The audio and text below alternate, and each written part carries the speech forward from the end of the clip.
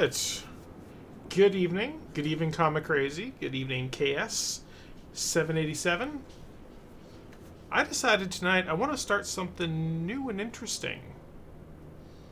I want to do a around the world flight in the DC6 on VATSIM, which I think would be a lot of fun.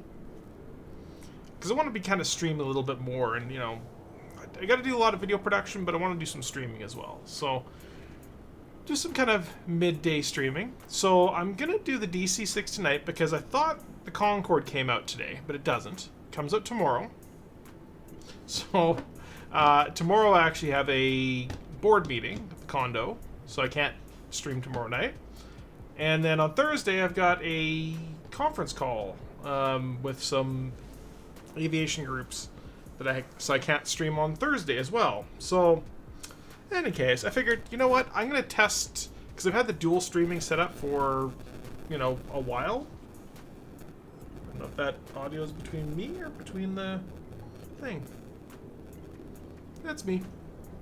Just the headset. Ooh, that headset is not happy.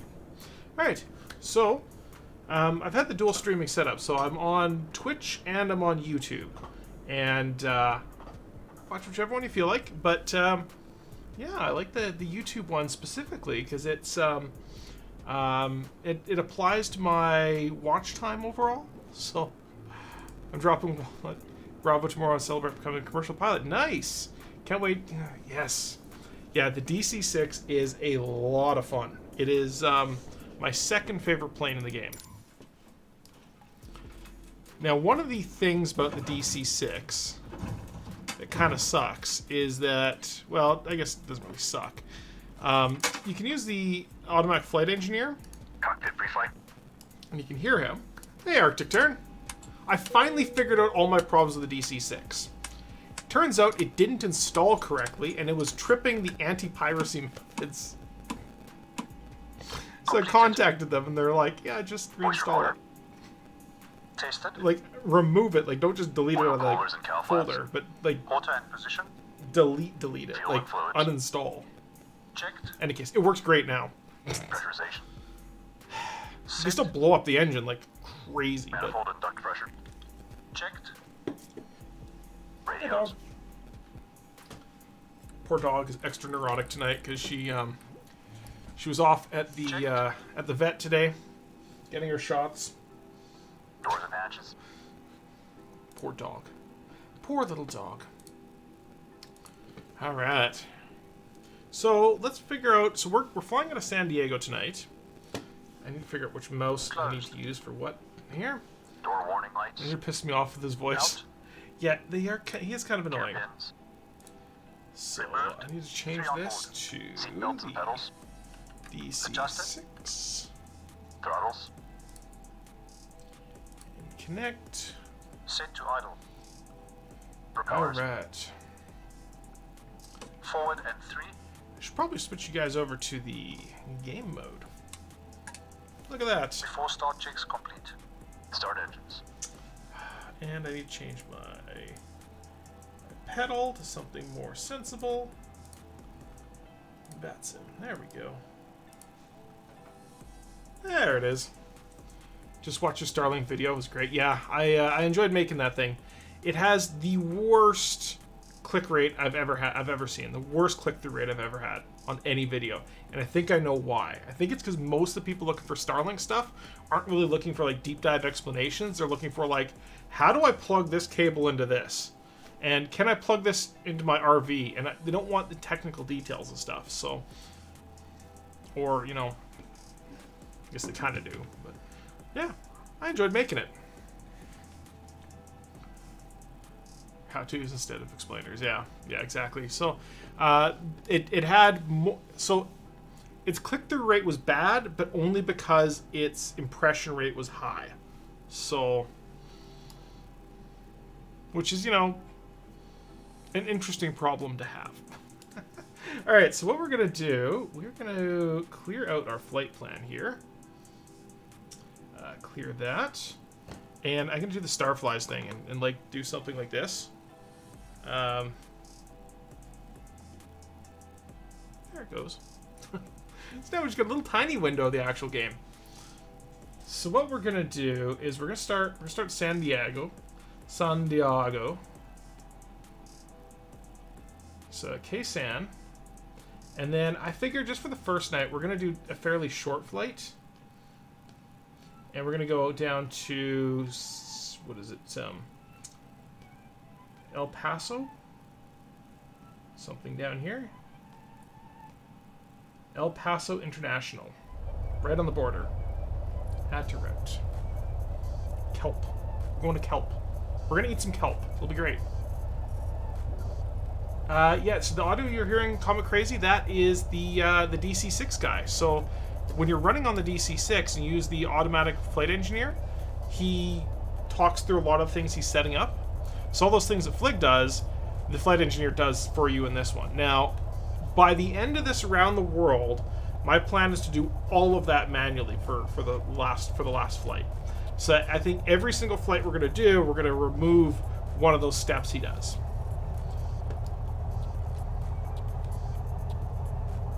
So we are more or less set up here. Where is my VATSIM window? My map stuff VATSIM. Could do it from LAX, but I think we're gonna do it from K-San. So they have ground, but they don't have departure. So 123.9er. So we're gonna switch that over here. 123.9er. And we should start hearing them. Cool. All right. So with this, we got to switch over our routes. And ATC cleared.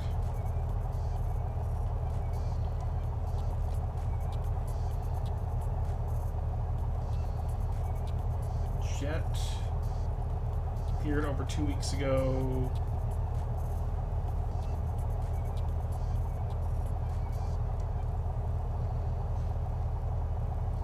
Piston 10 to 11,000 feet. I want to go a little higher than 10 to 11,000, but I think like 18,000 should be fine. 5 hours, it's not accurate though. Something like that. All right. So I gotta type that all into VATSIM over here. Oh, come on. Flight plan.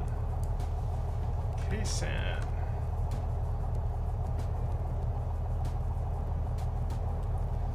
Roswell. We can fly to Roswell. K-Row is going to be the alternate. And KELP is going to be the standard.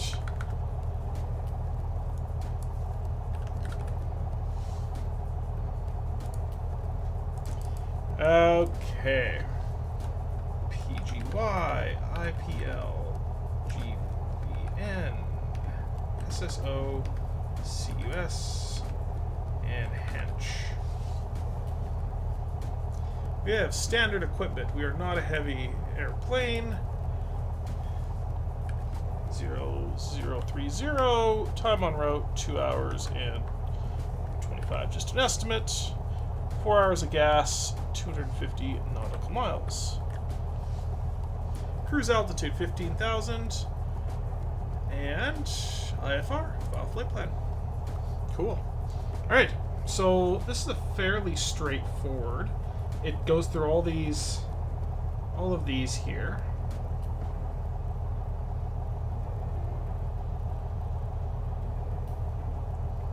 So, what is it? Lindbergh ground, November 38986 is ready to taxi, information Golf. IPL. Yeah, okay. So it's going to be reasonably similar to what Fliggity's going to be doing a little bit later. So our approach, so we need to know what our, oh my god, I need more mice.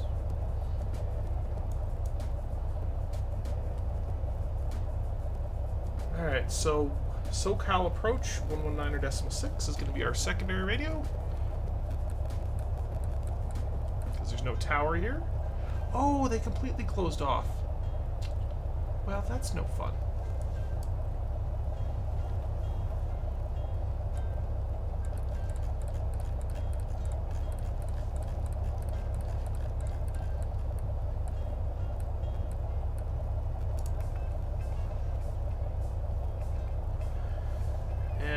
KRNM, they do have an ATIS, which I can look up. Alright, so our ATIS information. Oh my god. 10 statute miles. So 260 gusting 12, 10 statute miles broken. 050, 14 dew point 9, 2998. Cessna 6 Mike Bravo, read back correct. Frequency change to advisors approved. Report number 1 for departure of this frequency.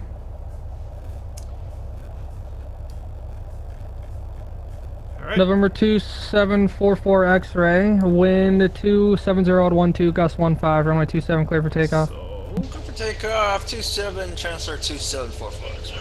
PGY, we're going to want to load that one in. 116.45.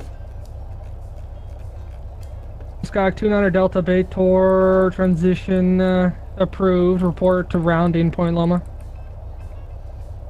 Be sure to approve. We'll report the rounding Point Loma, 29 Delta.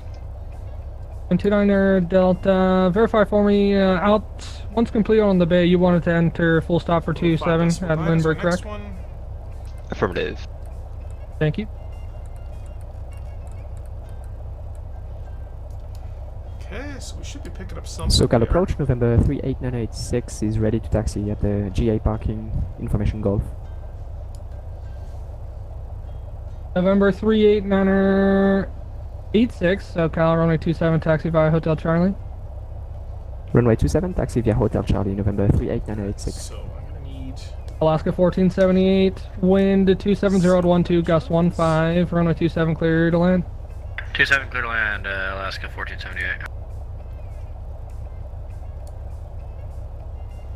And SoCal approach number 894 Whiskey Delta on the ground at San Diego, ready to pick up IFR. Delta 1199, contact LA Center 135.55. 135.55 Delta 1199, see ya. So 135.55 is going to be our next one. November 894 Whiskey Delta, SoCal cleared to Kilo Romeo Alpha Lima, runway heading, radar vectors Oceanside, then as filed. Fly maintain 5,000, expect 6,005 after. Squawk 5751.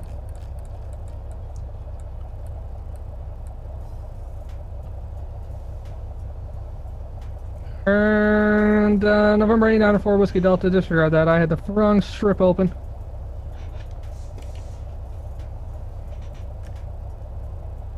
Okay.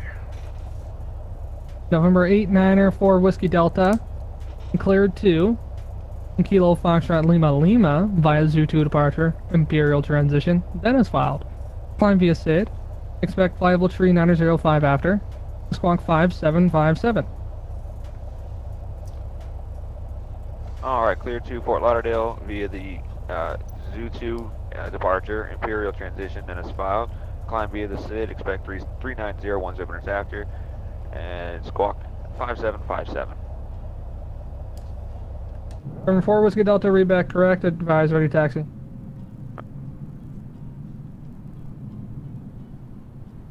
At 44 X-ray, it's 33. November 44 X-ray radar contact, proceed on course. And any chance 44 X-ray can get direct Julian?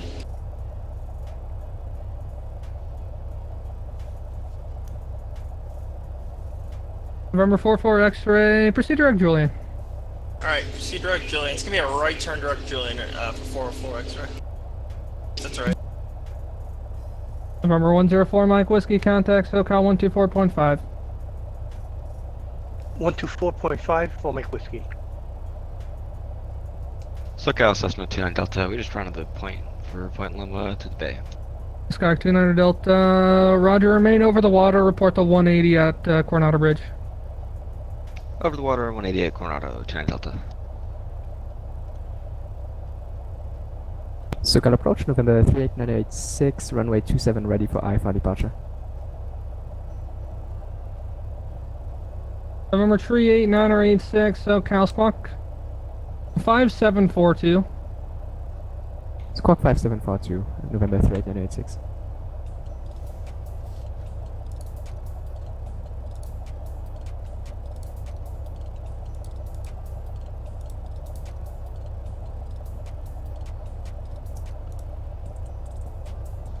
SoCal approach November 1337. Look over here at San Diego. Looking to pick up my IFR departure.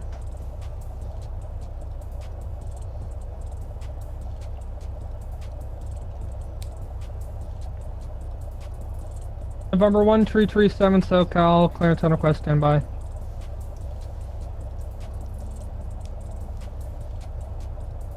Clearance on request, stand by.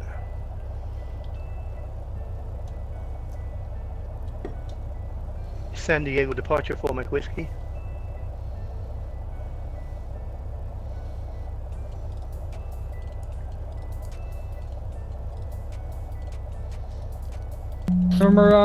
November 104 Mike Whiskey SoCal, say again?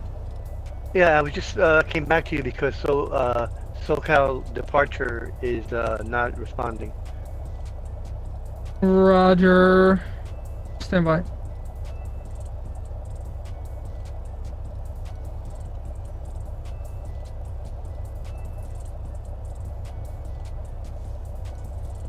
I texted him as well, no response on text.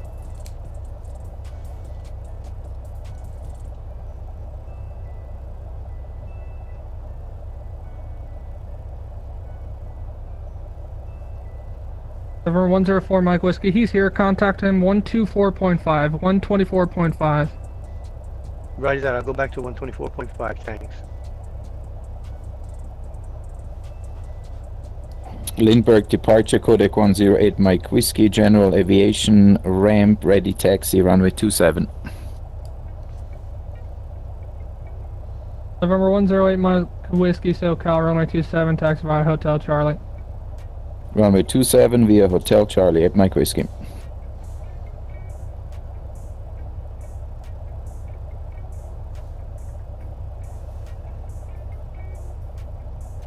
And Center Alaska 1478 is vacated. Runway 27, we get a taxi to park. Alaska 1478, parking via Bravo. To park via Bravo, Everett's 1478, or Alaska 1478. Lindbergh 80's information, golf's now current, wind 270 gust 15, altimeter 3002.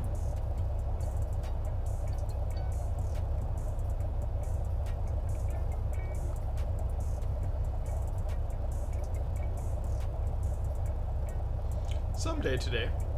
November 38986, wind 270 gust 15, fly runway heading to runway 27, clear for takeoff. Jet for takeoff, runway 27, November 38986.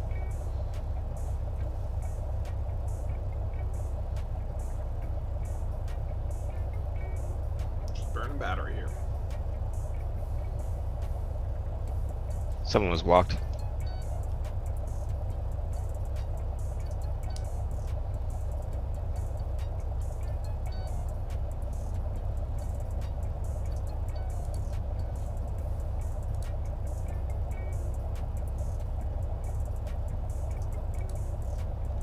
November 1337 SoCal, are you able to accept standard instrument departures?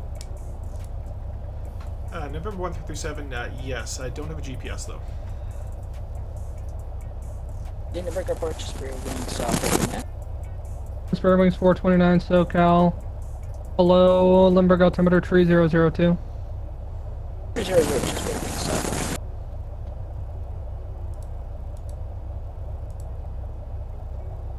Palomar winds 260 gust 16.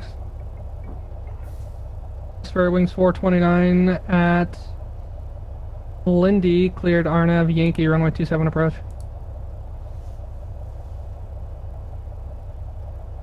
Sorry, Spirit Wings 429 at Lindy, cleared RNAV Yankee, runway 27 approach. Very clear for our nav approach runway, confirm Zulu or Yankee for runway 27. Spirit Wings 429, that'll be the Yankee. Roger, expect the the RNAV Yankee for runway 27 Spirit Wings approaches. Spirit Wings 429, just to confirm, at Lindy, you are cleared RNAV Yankee, runway 27 approach. Sorry, at Lindy clear for the RNAV Yankee runway 27 approach. This is a 44X, you're looking for higher.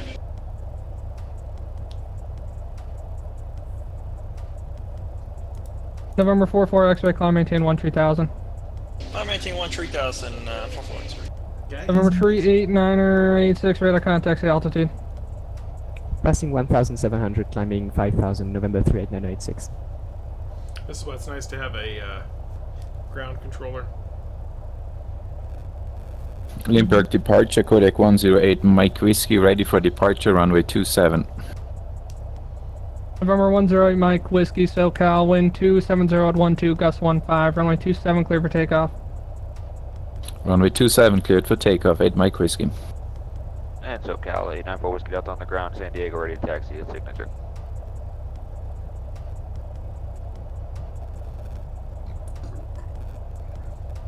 Alright, Cessna 6 Mike Bravo, release for departure, time 0025 Zulu. Void if not off by 0030 Zulu. This is the one I Report use. passing 3000 this frequency. Frequency change to advisory is approved. I sometimes also use this guy over here, the Satec X52, without the joystick, because it's just, like, it's easier.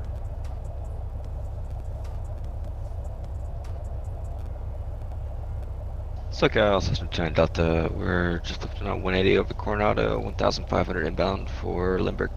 Skyhawk 29 Delta, enter left base, runway 27. Left base 27, 29 Delta. And SoCal 894 Whiskey Delta on the ground at San Diego ready to taxi the actors at signature. Sometime today. A lot of sitting around waiting. 894 Whiskey Delta, contact Limburg Tower 108.3. Alright, over to tower, 894 Whiskey Delta. Fortunately, the second half of the flight is going to be all more or less uncontrolled. Which is fine.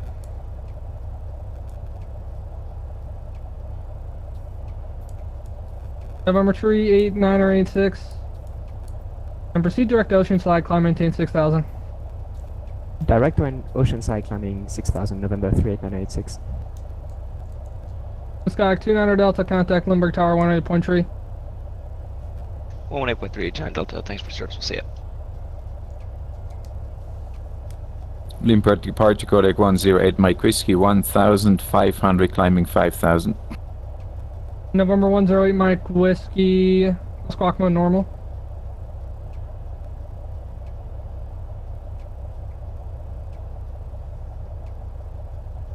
Say again, for 8 Mike Whiskey.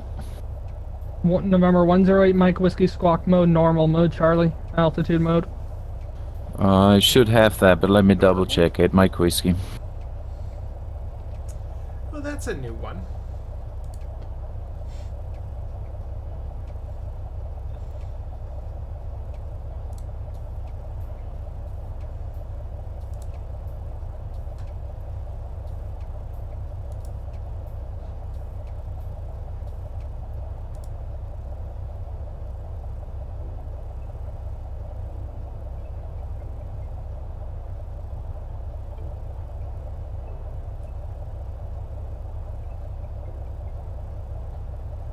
Limburg departure, codec 108 Mike Whiskey. I believe I'm squawking mode Charlie now.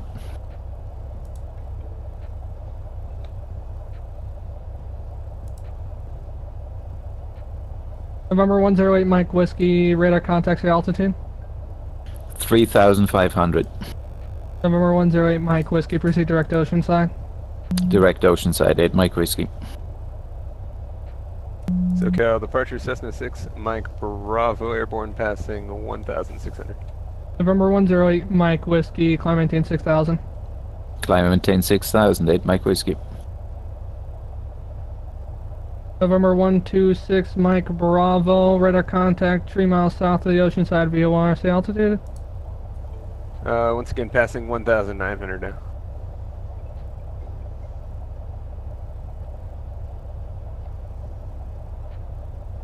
Cessna 6 Mike Bravo, altitude checks, climb maintain 7000. Maintain 7,000, 6 Mike Bravo.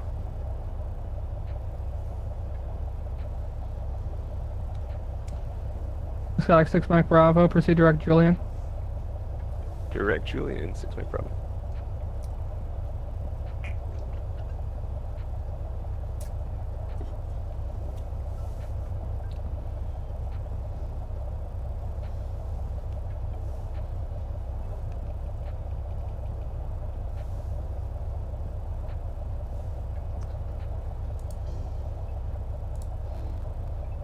November 2744 X-ray, contact LA Center 135.55. 3555 will CF 2744. Just draw rude pictures on the iPad.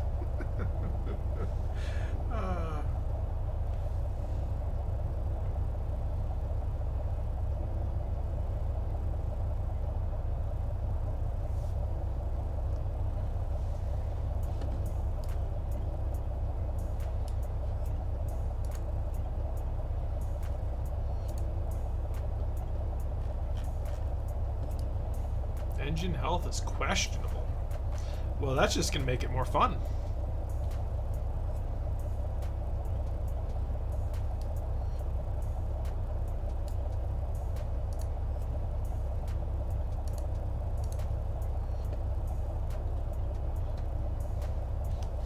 Hey, Sade.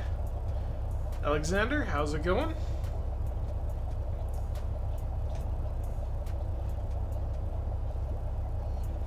We're just waiting for clearance out of San Diego, so we can get this train on the road, get this plane in the air, get some wheels up.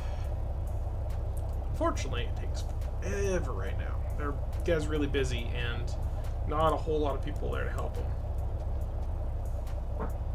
Oh, and Tower just opened up.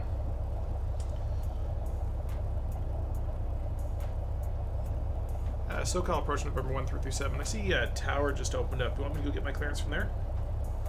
Number 1337, affirmative, contact Tower 118.3. Will do. 118.3. 1 November 1337. Perfect. 118.3.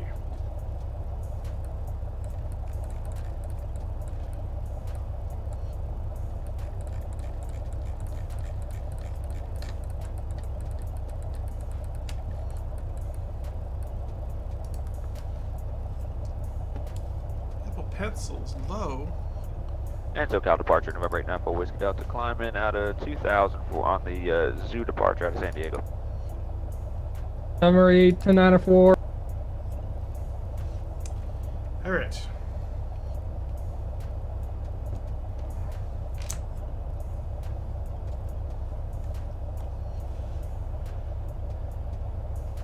San Diego Tower, November 1337. Look to pick up my IFR departure as filed. November 1337, Lindbergh Tower, good afternoon, stand by. Clearance and request, number 1. November 1337, we'll stand by.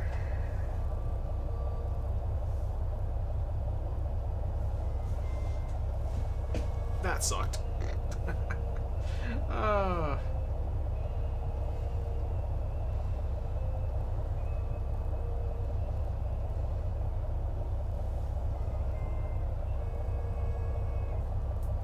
Tower Station, Delta Alpha, raging taxi with signature with Golf. Ready to taxi, runway 27, we have Golf. Okay, you guys talked over each other. Southwest 420, runway 27, taxi via Bravo. No, Skywest 420, my apologies. Runway 27, taxi via Bravo. Runway 27 via Bravo, Skywest 420. Skywest 420, recycle transponder, squawk 5727.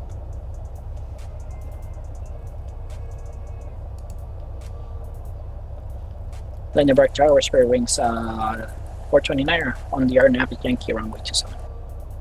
Spare wings 429, Lindbergh Tower, good afternoon, wind 28012, gust 15, runway 27, clear for takeoff. Clear to land. No problem, clear to land, runway 27, spare wings 429. That is, believe it or not, the second time I've done that on frequency, and I have been online for 5 minutes, so it's going so far so good. The best of us. No problem. It's gonna be a good day. It's gonna be a good day. Tower Citation, Delta Alpha, ready for taxi with Golf in signature. Citation Delta Romeo Alpha, runway 27, taxi via Hotel Charlie. Hotel Charlie, runway 27, Citation, Delta Alpha.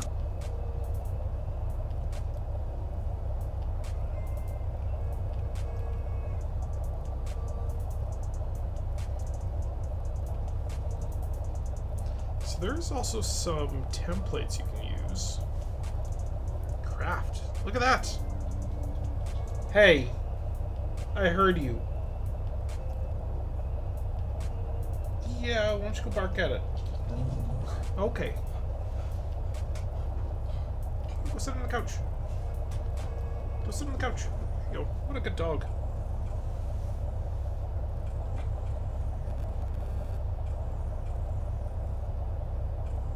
There's a mess all over that couch now. I gotta vacuum it.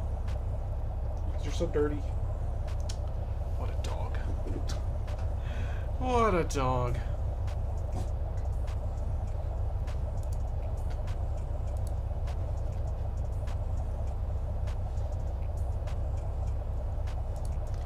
Yeah, she's, I have the window slightly open because it's pretty hot in the room right now, and she hears a dog barking outside, so yeah, then she just wants to go play. She's a dog. Yeah, you are adorable.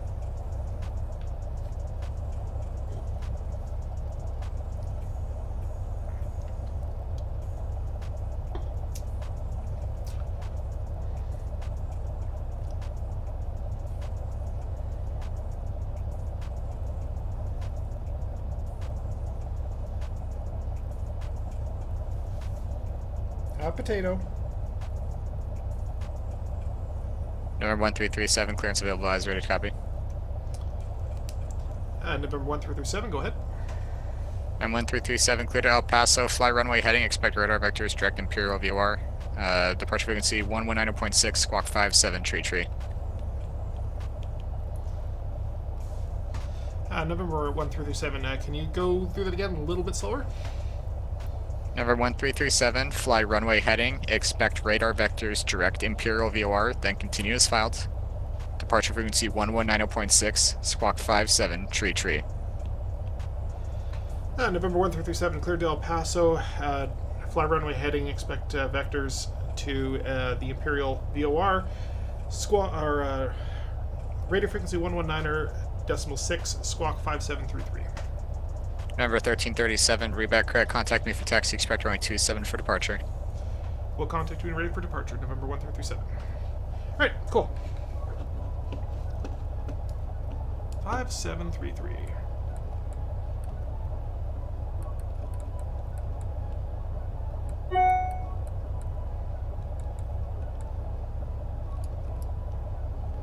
Switch that over to Alt.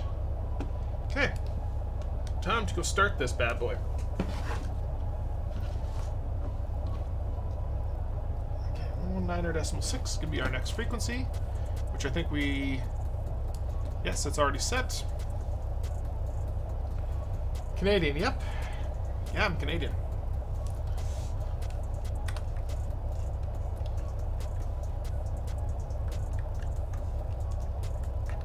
There we go. Alright, time to start some engines.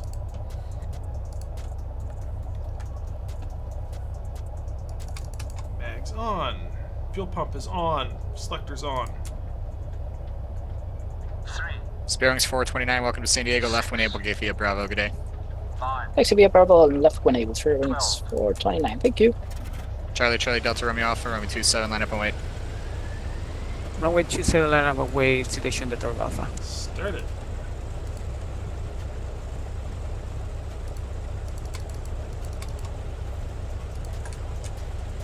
Pump is on. Wait for the switches to reset. Also Canadian, based out of Windsor, Ontario. Ah, okay. Yeah, I've been around Windsor, but I haven't ever been really at Windsor. Been around it, but not at it. 3. 6. 9. 12.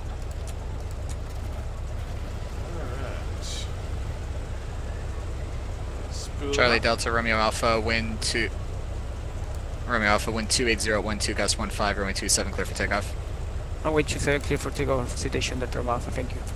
Skywest 420, behind the departing traffic, Romeo 27, line up and wait. Behind the departing traffic, line up and wait, Sky 420.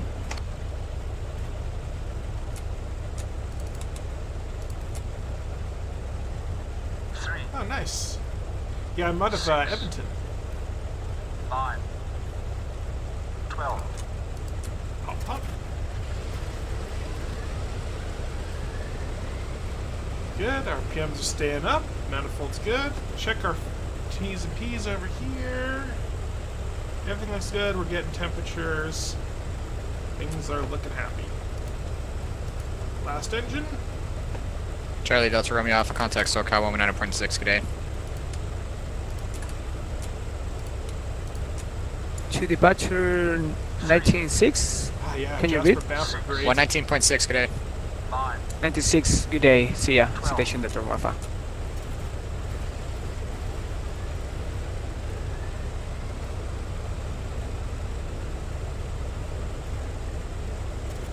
Skywest 420, 1280, 12, gust 15, runway 27, clear for takeoff. Clear for takeoff, 27, Skywest 420. Alright, well that's a failed start. That's on.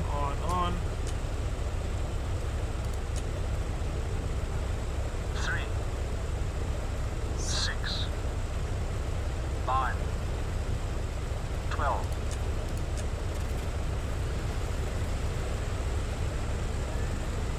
Stay up, stay up, stay up. Stabilizing.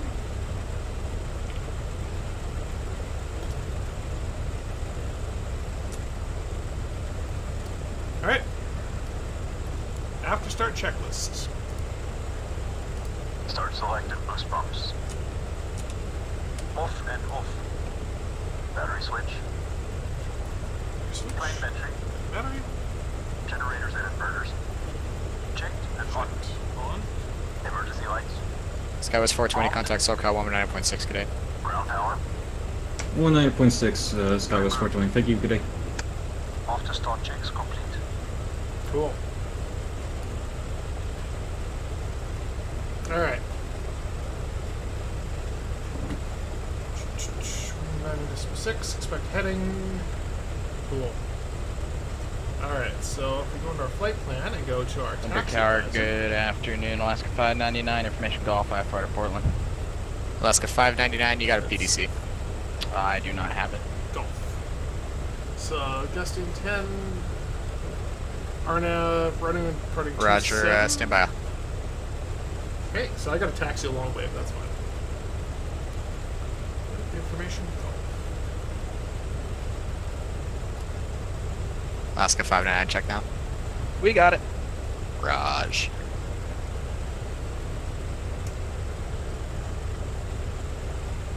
San Diego Tower, November 1337 is ready to taxi with Golf. Remember 1337, runway 27, taxi via Bravo. 1337, taxi via Bravo. Alright.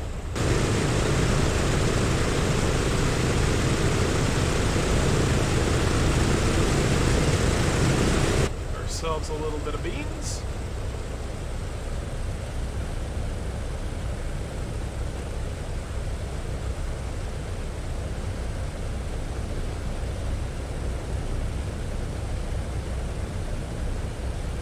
This is like the perfect place to take off from is down here.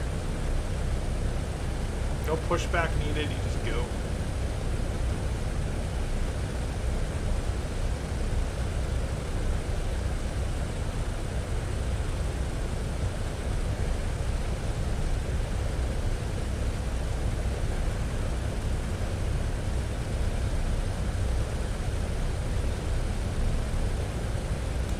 Hey Ken, thanks. Which video?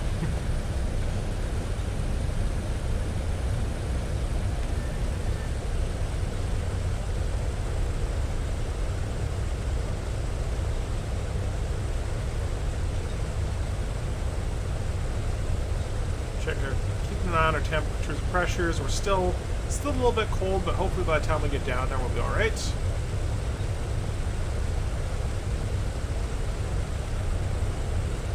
1,000 RPM.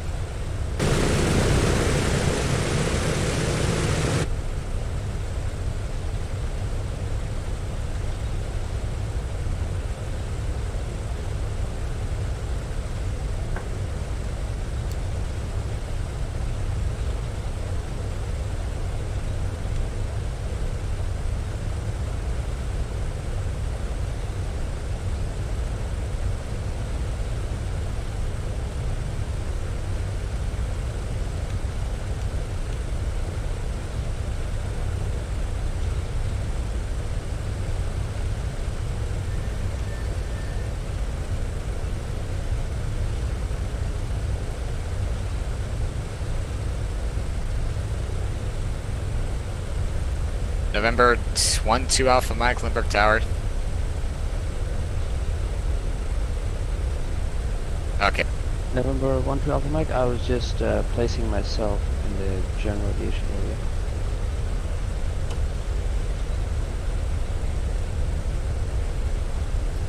Alright, so our lights are extinguished. That's good.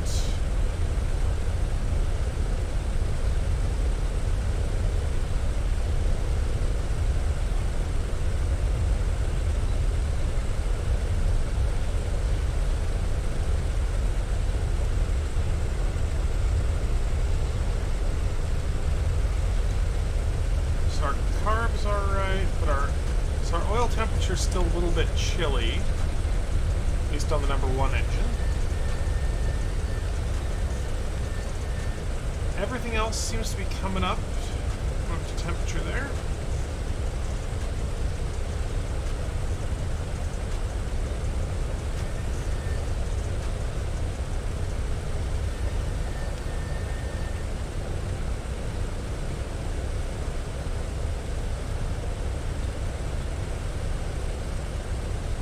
November 1337, wind 28012, gust 15, runway 27, clear for takeoff. November 1337, I need a couple minutes to get my temperatures and pressures up.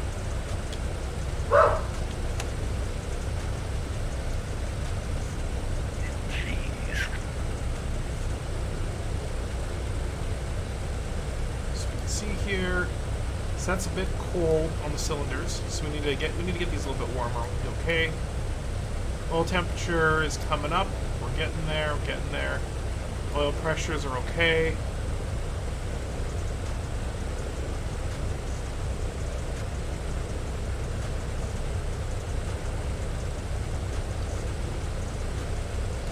All right. Take off. First stops. I think we're gonna be all right. I don't know if that's me or him. Okay, last aircraft calling you 1x5. Off and cold. Hydraulic system.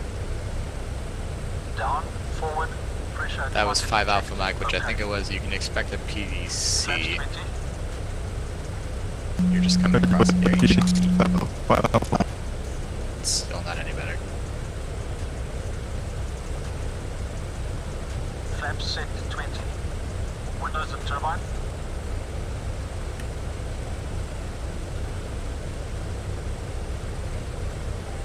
Closed and on. Controls. Gust lock released. 3. Detonator. On. Mixture and cowl flaps. Region locked. Set. Transponder. On. Landing lights. Lindbergh Tower, radio check. Number 5 Alpha Mike, much better, advise ready to copy. 5 Alpha Mike, ready to copy. 5 Alpha Mike, cleared to Los Angeles via the San Diego Papa 3 tech route. That's Oceanside VOR, Victor 23, then LAX. Climb maintain 6,000 feet. Departure frequency 119.6, squawk 5706. Wait for him to read back. Hey, Minecraft boys. What kind of dog do I have? She's a corgi. She's also a total monster.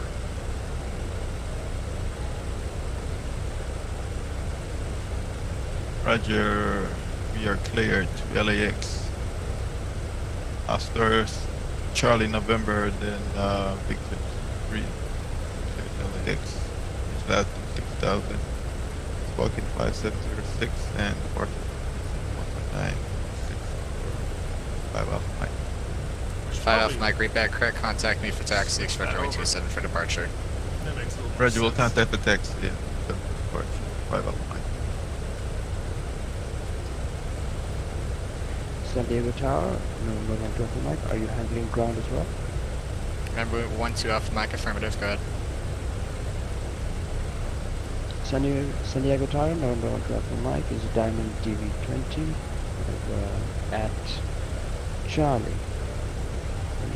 Yeah, at Charlie, holding short at Charlie. 1 on board, 3-hour endurance, requesting taxi information for Secretary. November 12 Alpha Mike, squawk 576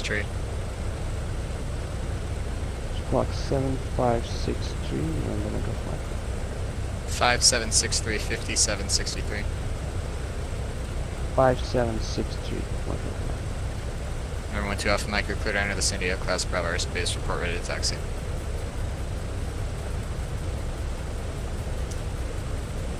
San Diego Tower, November 1337 is ready for takeoff now. November 1337, roger, 128012, gust 15, runway 27, clear for takeoff. November 1337, clear for takeoff, runway 27.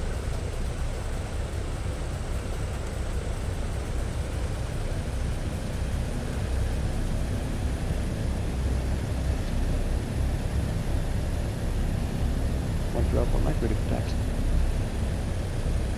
November 12 Alpha Mike, runway 27, taxi via Charlie. Taxi via Charlie. Hold short Charlie 2 or I'm actually Charlie using an 1. Xbox controller right now. But I do have an 12 Alpha Mike, it's up to you. If you want to go like really full length, you can hold short Charlie 1, but if either is fine with me, you can just go straight ahead, hold short Charlie 2. Holding short Charlie 2, November 1 Alpha Mike.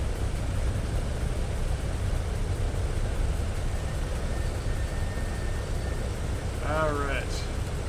Go hit our dry takeoff. 30 inches stabilize. 30 inches stabilize.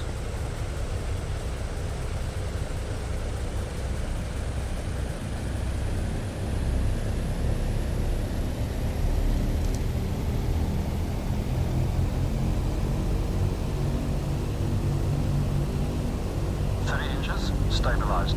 Cal flaps. Cal flaps. Cal flaps set. Full power, please. Going full power. This will be somewhere around 45, 50 inches of map.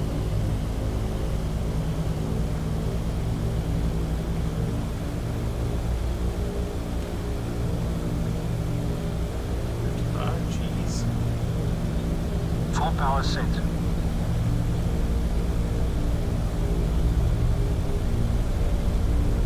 I do have a full X52, but I don't use the whole thing, which I really should. And I've got all the Logitech panels. They take up so much desk space, especially now that I'm working out of here.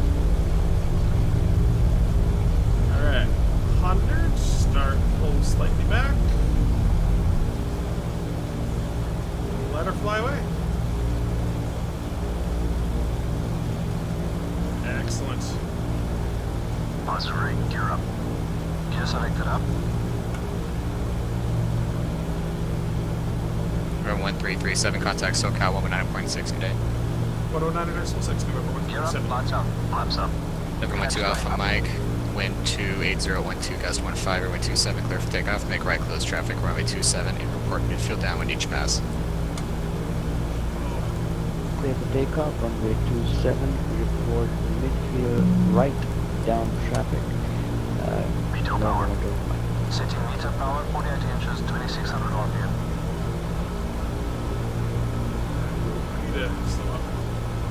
Meter power set. SoCal departure, November 137 is off San Diego, crossing through 700 feet. November 1337, SoCal departure, radar contact, climb maintain 15,000. Climb maintain 15,000, November 137. November 1337, turn left, heading 180, vectors Imperial. Takeoff checklist, turn left, can I get that heading again, November 137? After takeoff checks complete. November 1337, turn left, heading 180. Left heading 180, November 137.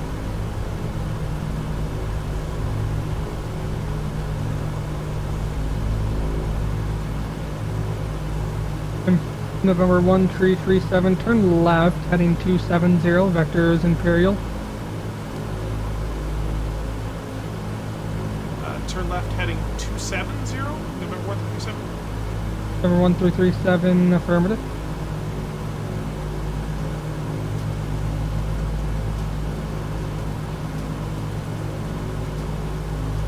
Is right. November 137, 270 is a right to me.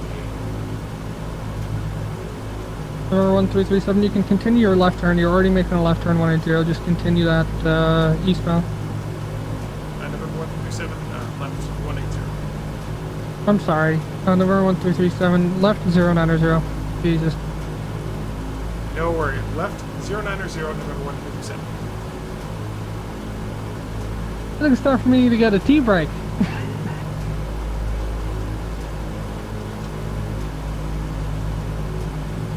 And November 1337, when able, you may proceed direct Imperial, India Papa Lima, and contact LA Center 135.55.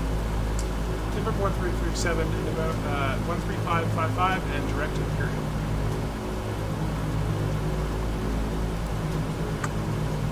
Descend via the Lucky 1 arrival, American 1541.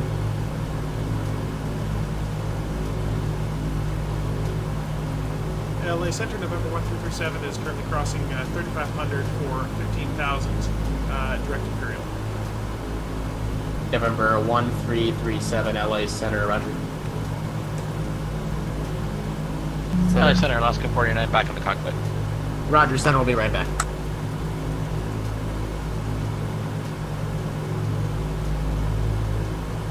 Alright, so let's click on our gyro pilot.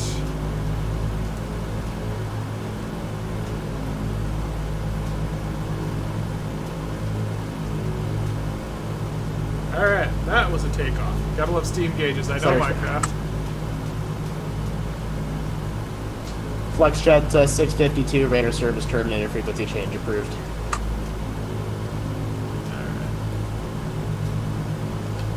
Direct Imperial. FlexJet 652, frequency change approved. Frequency change approved, FlexJet 652, thank you. Okay, so direct Imperial. After Imperial, we're looking for Gibbon.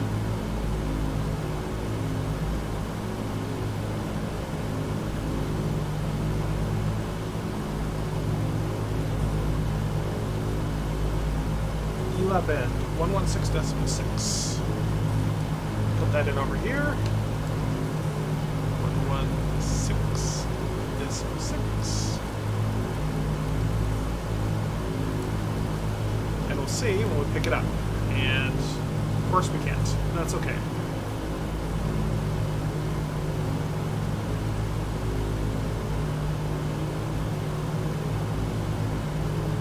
LAX Center, good afternoon. Halting heavy after level 390. Let's click on our gyro pilot. Hawaiian 10, LA Center, squawk 7263, and mode Charlie. Oh shit. Here we go. I was on the wrong one. 115.9. That's what I'm looking for. Repeat, the squawk is halting heavy. Hawaiian 10, squawk 7263, 7263.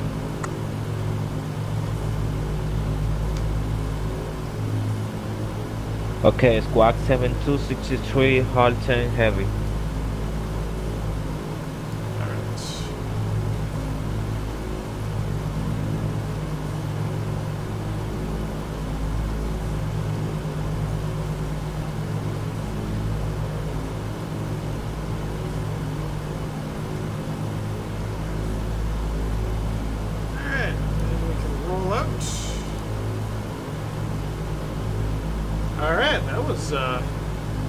A little more chaotic than it needed to be.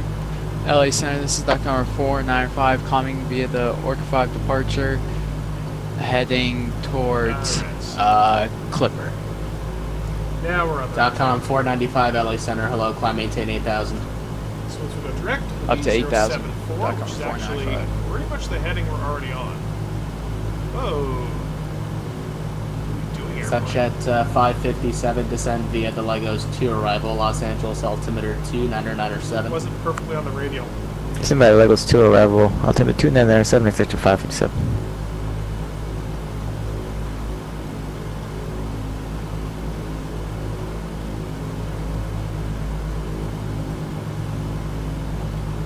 Alright, so let's pick up some speed here.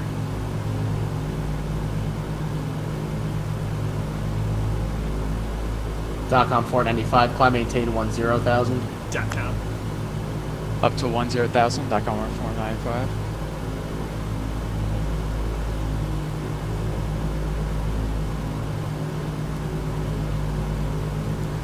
That's how far off we have to be to maintain track.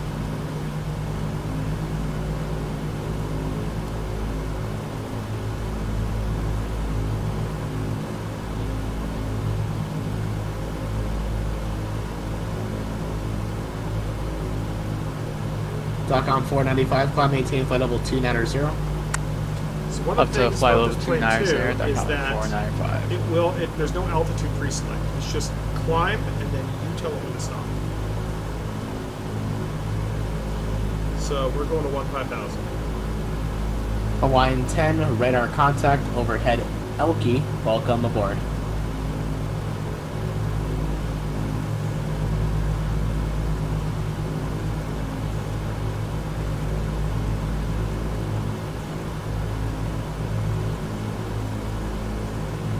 LA Center Southwest 2588 with you, climbing at a 12,000 on the summer 2 departure. Southwest 2588, LA Center, climb maintain flight level 360.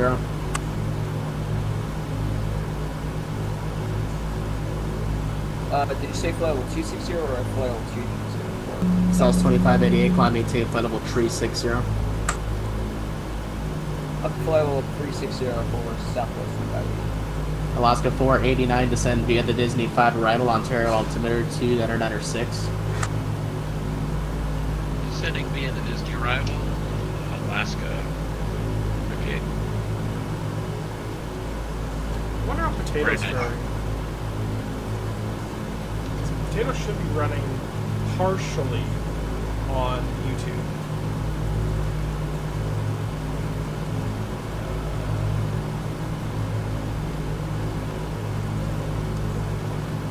It's still running there, which is good.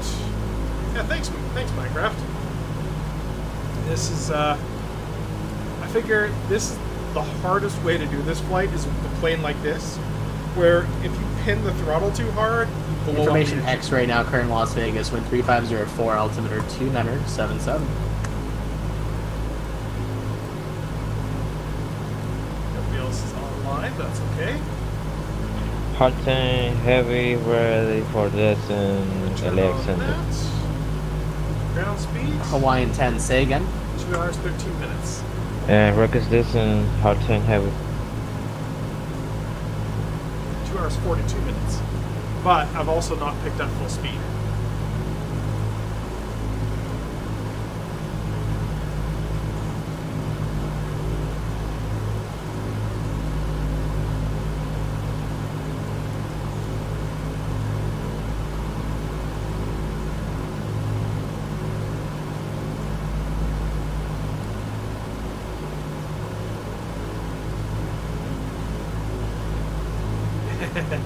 Well.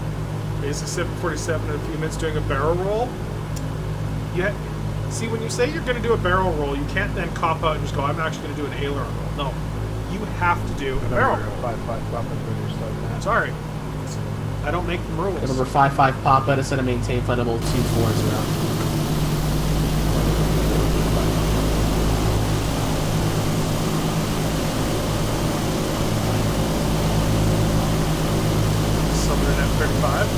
Number 55 Papa, cross Bogan, try to maintain 8,000, the Santa Monica altimeter 297. Bogan at 8,000, 299.755 Papa. Alright, so we're getting there. Getting there.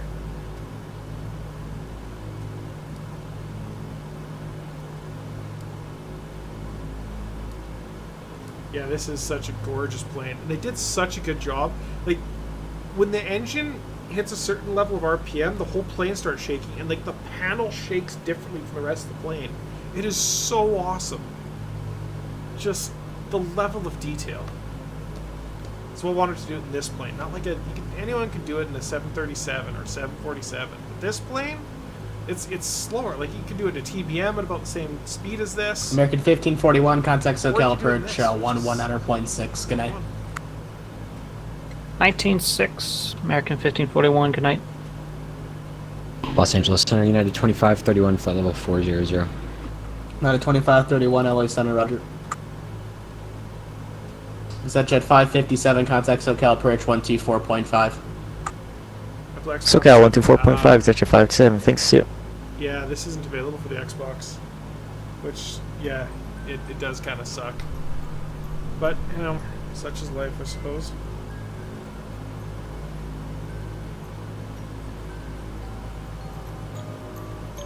Ourselves some music.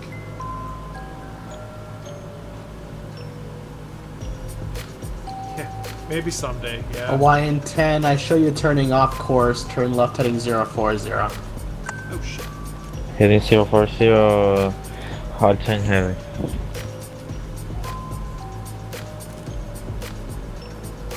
Hawaiian 10, 1 able, proceed direct to Ryder, resume the Ryder to arrival. As long as I don't break it by 500 feet, we're fine. Say again, please, hard tank heavy. Hawaiian 10, proceed direct Ryder, join the Ryder to arrival. Okay, director Rider, hard tank heavy. Alaska 489, contact SoCal approach 124.5. Yeah, I have the Xbox Series X, and it is incredible. Going to what it can do, 24.5, see you, thanks some for of help. these more esoteric airplanes, and they can't make them work on it. Like, this plane would be way too difficult to make work. Because using the Xbox controller instead of a mouse, you'd have to have a mouse. And that's just not a great experience for people who don't have a mouse. Come on. Yeah, let's go. JetBlue 190 LA Center, that was unreadable. Squawk 7252. There you go. Come on. Okay. Set up for cruise. JetBlue 190, that's still unreadable. Check if your mic is muted. Radar contact 20 miles northwest of Avenal. Welcome aboard. Alright, so we can see we're doing 258 Sorry, my mic knots off the was muted. ground. JetBlue 190, flight level 320. I got you now, thank you. And JetBlue 190, climb maintain flight level 350. We still don't have connection Climb to our level next, 350. Gibbons. JetBlue 190. I'm gonna call it Gibbon because I think it's funny. Cruise power is set. But we'll see. We'll see. United 1260, contact Denver Center 127.65, safe flight. 2765, United 1260. We'll see. We'll see.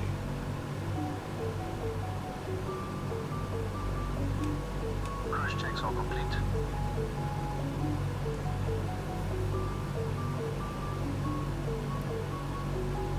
This is Stockholmer 495. Can I go up to flight level 390? Because there seems to be a lot of turbulence here at 290.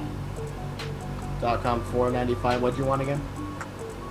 Flight level 390. .com 495, if you can make it, climb maintain flight level 390. Maybe 350 then. I see the distance, yeah. 350, is that right? .com 495, climb maintain flight level 350. Up to 350, .com 495.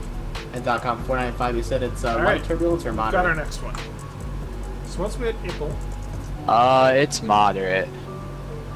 Imperial, Okay, do you know what altitude it started from? we can actually just skip right through Yuma. Probably from like 28,000, I'd say, because when I leveled off at 29,000, it really couldn't keep And the then once altitude. we are, Roger. well, November we really 55 should. Papa, traffic We're about on 6 30 miles decimal eights. southwest of your position at a similar altitude, reported moderate turbulence. How's your ride? Smooth sail fire 55 Papa. Roger. LA Center, I should be descending by now. So that JetBlue should still give us that, which is JetBlue good. 190 descend via the Ironman 2 arrival, LA altimeter So we're 92 nautical miles from that one. Yes, I'm via the IRM 2 arrival. Altimeter is 9999. JetBlue 190.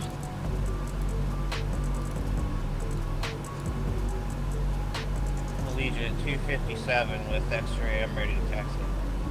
Allegiant Approaching 257, runway 19 left, taxi via Delta. Oh, look who it is. 19 left, Allegiant 257. So we have matching engines. We have 4 engines. And Alaska 571 is looking for higher. My engines are Oscar 571, LA Center, climb maintain flight level 320. Sorry about that, we're checking on 15,000 320 for Alaska 571.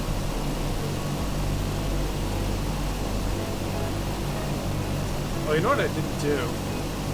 Honeycomb yoke and throttle. Yeah, they're really good. They're really, really good. The best part about Hawaiian them 10, is descend that, via the honeycombs, the best part rider about to them, arrival. Los Angeles altimeter. is that they have the Hall effect sensors in them, which are a lot smoother, which is the main reason I don't use my joystick, because it gets like gooey and sticky. Alright, so you know what I forgot to do? This is my responsibility. Set our cabin pressure. No, not cabin pressure. Flight pressure.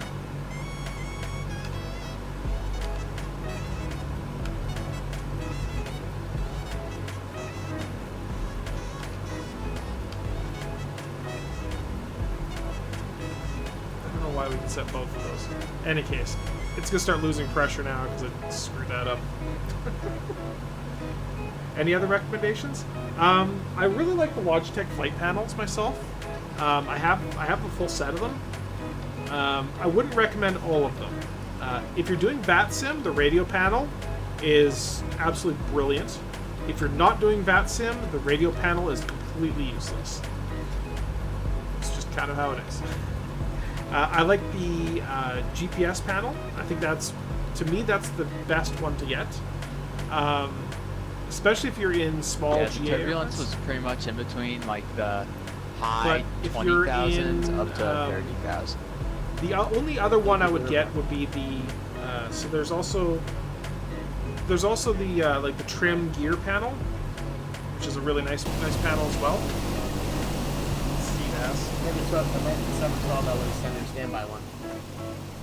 So then there's the one with the, it's got like a trim wheel and a gear switch. It's not anywhere near me at the moment, but I could go grab them, which I might just go do. My Twitch is having problems today. American 712, contact Las Vegas Tower 119.9. Let them know which runway you want.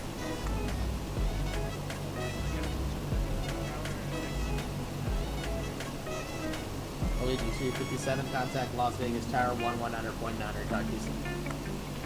Tower .9 Falcon 495, descend via the Rounders 1, arrival runway 1 left, Team Las Vegas altimeter 2. Alright, so I'm not going to plug them in, but because Flight Sim can't handle it. But what I'm going to do Sending via the is we're going to go to Rounders chatting stream. 1, arrival runway 1 left. And we're going to Comer 495. switch that over. So these are the panels. Put that up there a little bit. So this guy here, 337, the Imperial altimeter 2982. November 1337. Thank you. So this is the this one is the switch panel. LA Center, Alaska 599, 10,000 for If there's one I definitely wouldn't get, it'd be Alaska this one. 599, LA Center, It's climb nice to maintain kind of level have them if you're going to be using 340. them, but 340, 599. nose dicing? You mean diving? This guy is great because it's fully programmable. You can program your own stuff on it, especially if it's SPAD next. You can program all the buttons and everything. The default software is kind of shit. This is the one I use the most because it lets me like control the full autopilot.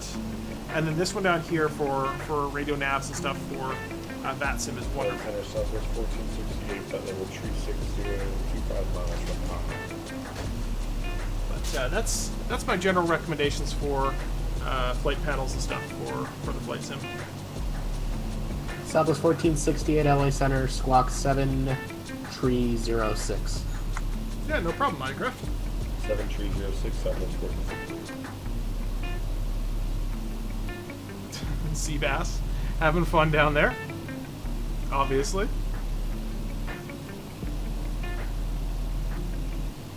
Southwest 1468, radar contact 20 miles northeast of Flagstaff, VOR.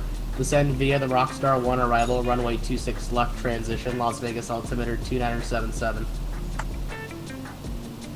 Roger 2977, Rockstar 1, 26 left transition.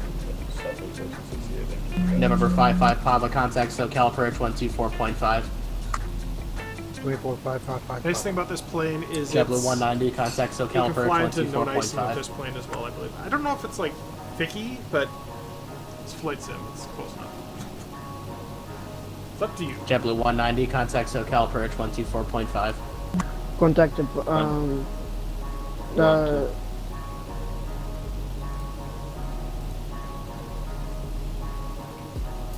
JetBlue 190, it's 124.5. Social approach. Social approach from 124.5. JetBlue 100. That's Grounded. So they don't say grounded, Hawaiian they say 10. crashed. I show you off course. Verify direct rider.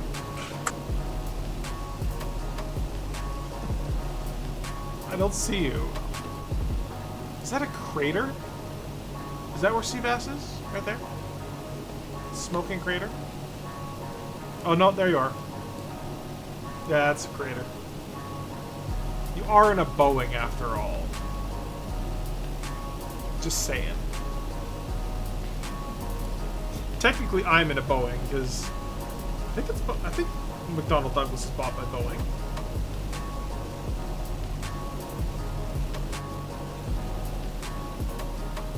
It's not a crash if I walked away barely. Any crash you can walk away from, even if you're bleeding out profusely. All right, so we are. Only because I am looking at my iPad, cheating. I'm a cheater. A dirty, dirty cheater. See? Now you're a cheater too. 15 nautical miles away. So we gotta know that when we get down here, 074 is our next. Is our next one?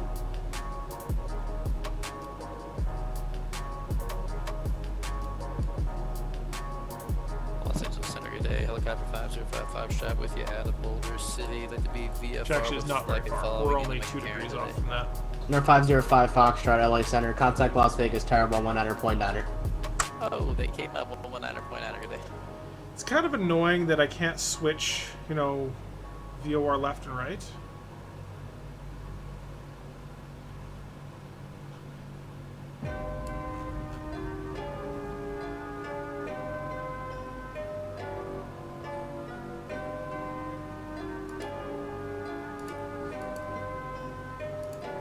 Yeah, you can't even identify them.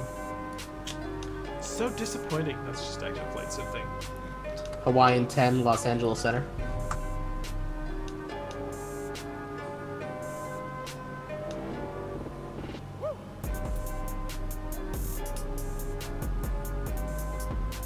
Hawaiian 10, Center.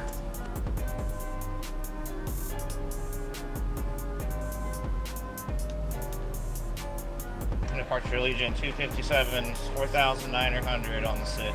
Allegiant 257, LA Center, radar contact, climb maintain flight level 320. Up to 320, Allegiant 257.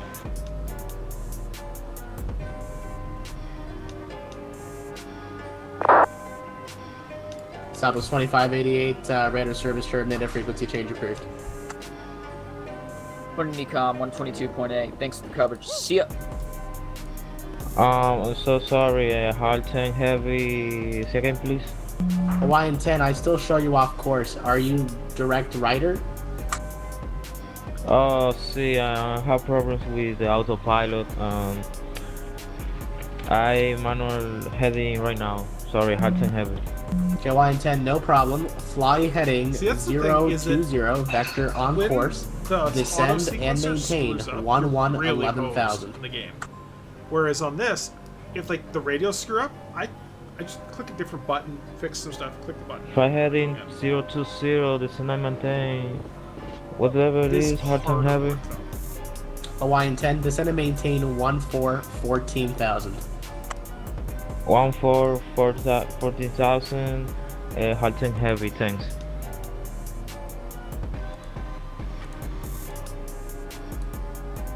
We're definitely doing some Concord on this when Concord comes out. So I think my meeting tomorrow night starts at 6:30.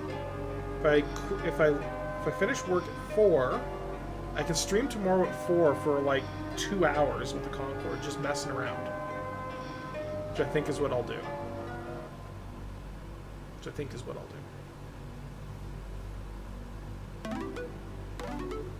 Okay, so we're 2.5 nautical miles.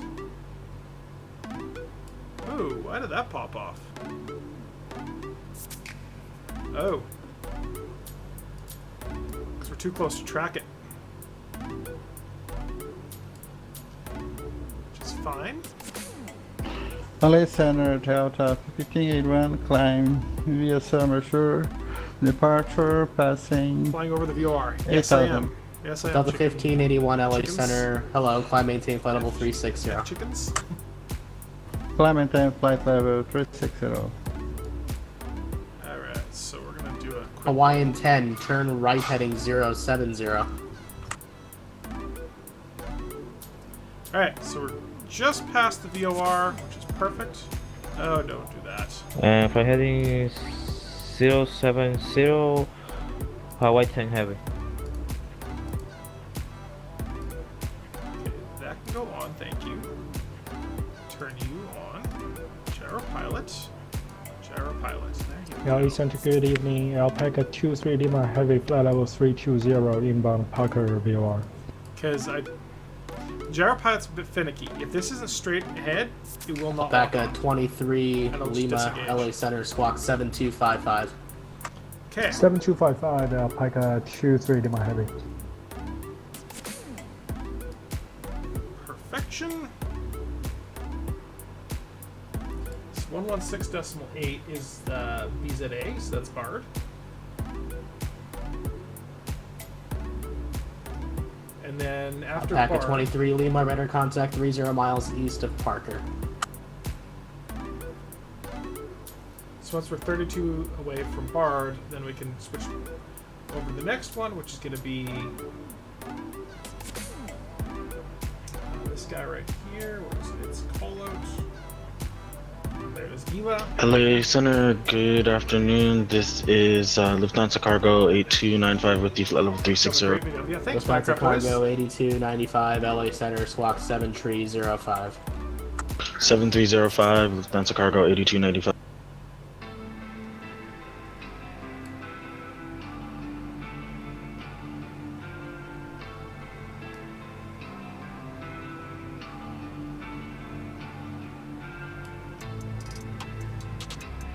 Why are my throttles acting weird?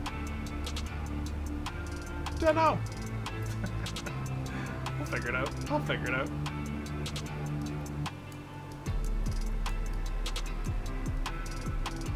Okay.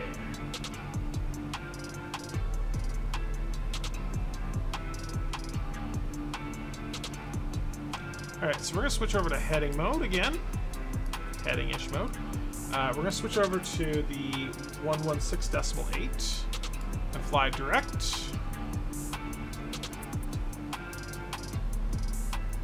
Oh shit. Wrong one.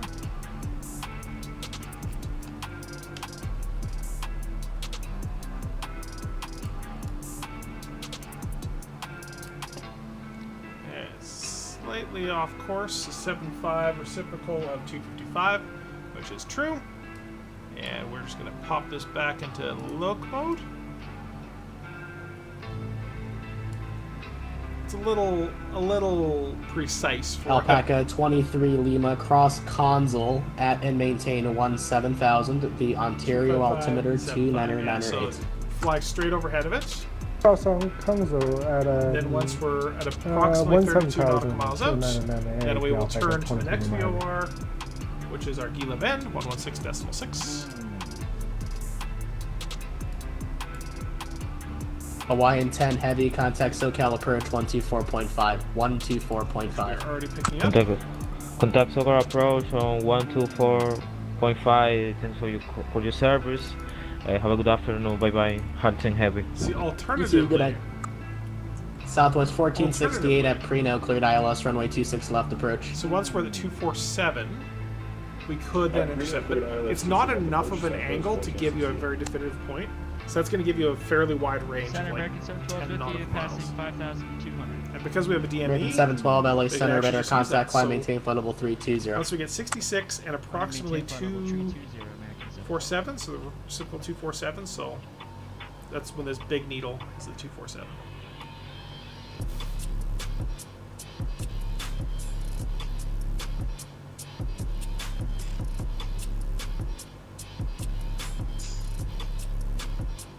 2 ETEs and ETE dest, ETE next, ETE next.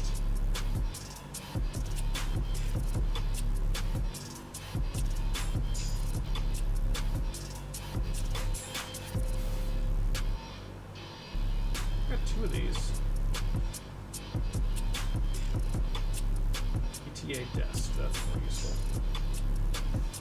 2107. And I do believe we are on live time and live weather. American 712, proceed direct Shatner, Yeah, that's live. Sierra, Live. Hotel, Tango, November, Romeo. Let's see Bass go. He's still on the ground. Ooh.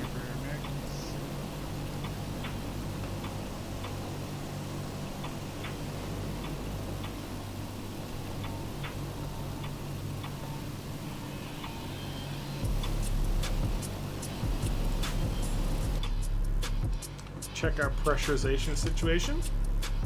.com 495 at Roman, cleared ILS, runway 1 left approach. Oh, but you screw up. Whoops. All my passengers are unconscious. Cleared ILS, runway 1 left via Roman. That's correct. It's basically Lufthansa just see Cargo pumping 8295, I pressure. got a duplicate, recycled transponder, squawk 730 tree. 7303 Lufthansa Cargo 8295.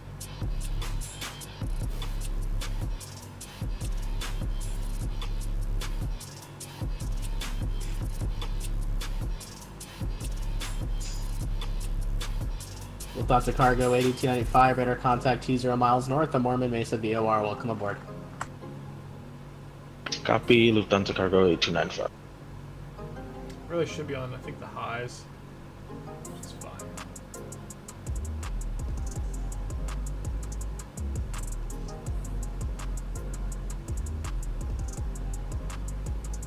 So here is when it's not very far after here. There's a little bend. Try to look at their map. Their map, I think. So I think the VATSIM map goes something like this. Over like that and then up. It's weird. Yeah, this looks like it right here. Why it cuts off at exactly those points. Oh, well, that's actually an actual airspace. That's a very weird little cutout. Like, this is... Okay, sure. You do you. You do you, VATSIM.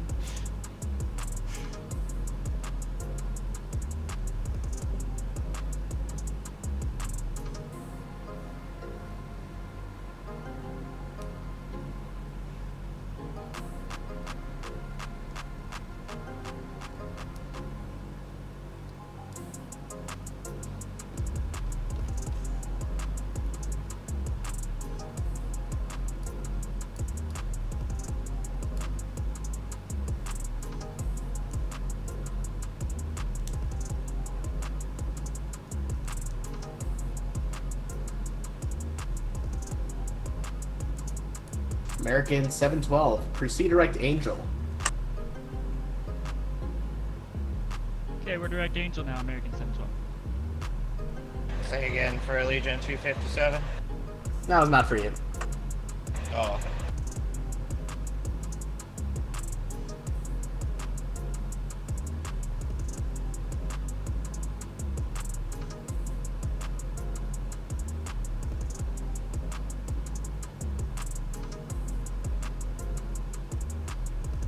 United 2531, descent at pilot's discretion, maintain flight level 240. Right, pause discretion at a flight level 240, United 2531 Heavy.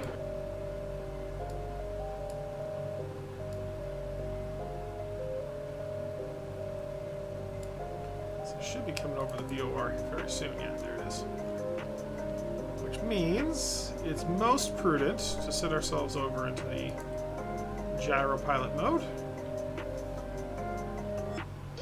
Otherwise the plane's going to probably freak out and go all over the place. November 337, radar service terminated, frequency change approved. So long. November 1337, good night. Alright. 122.8.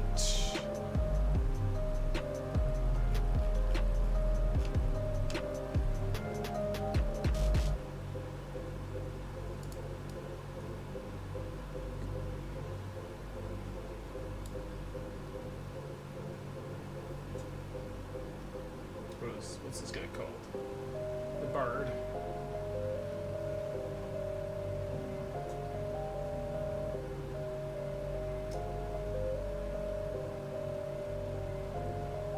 Zoe, I know you're a dog. Is this Yuma? Are we like over Yuma right now? Ah, looks like Yuma to me. I've been through there. I think I stayed at a hotel right here. So there's like a bridge. Had to have been right over here somewhere.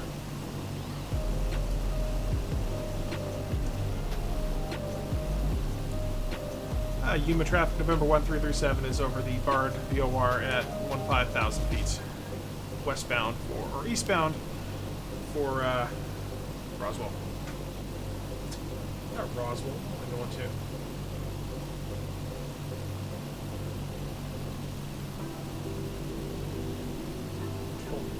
El Paso. That's where I'm headed. El Paso.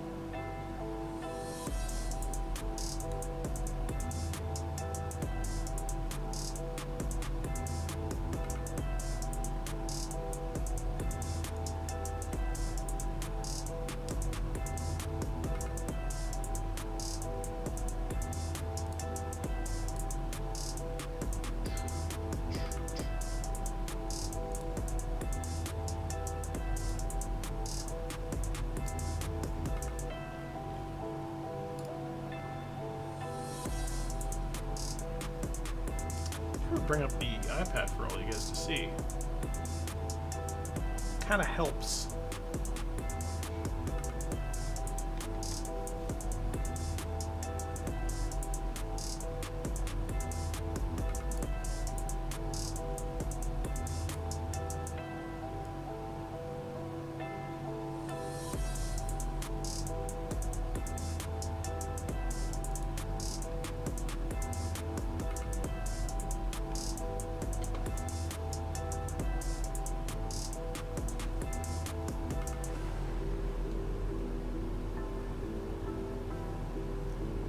Another rich person shirt.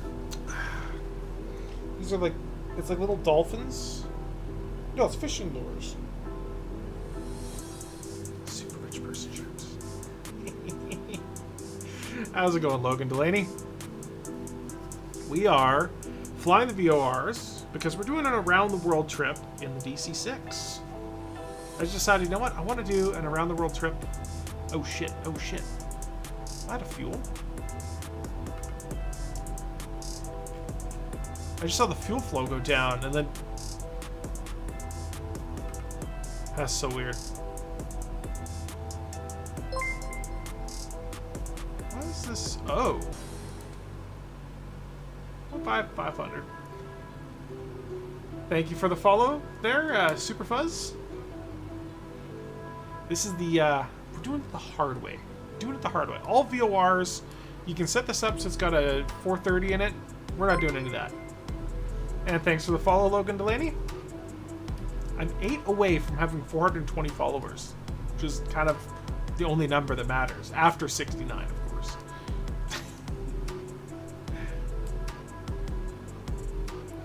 Alright, so here, we're waiting till this hits 66. So we're doing a very similar flight to what Flake's going to be doing, except here he'll actually be turning off. Some other thing popping up? Is that like a... I don't know. Sometimes it freaks out on me. So what we're looking for right now is when this hits the 66... Random sound effects? I don't know where they're coming from. So on this Victor Airway, so the reciprocal 247. So once we hit that on this other needle here, what we're going to do is we're going to switch up our radio frequency. So we should have that already tuned. 116.6, which we don't. Because we can't just switch radios on this, which is, you know, realistic.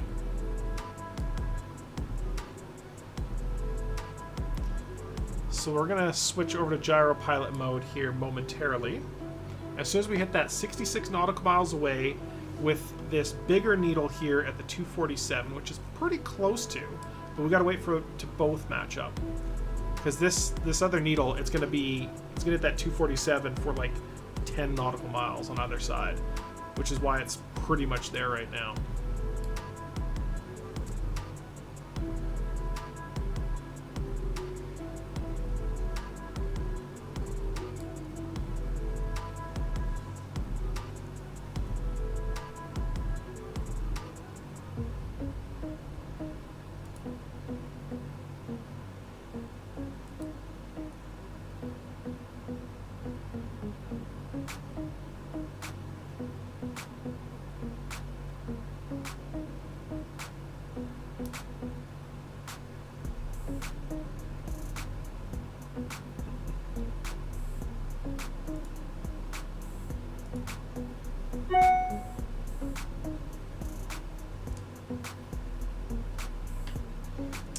Oh, Logan Delaney, if you're still here, having Java programming.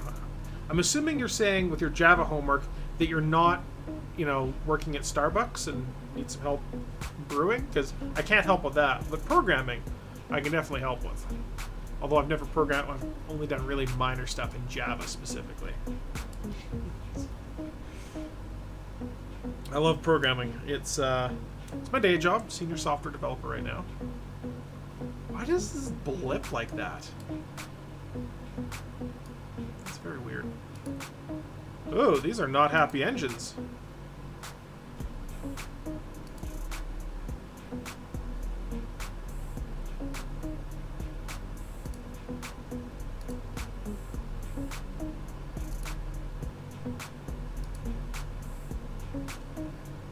Well, means when we get on the ground, we're gonna have to go put them in for maintenance. 6 hours on them, though. Oh, what is going on?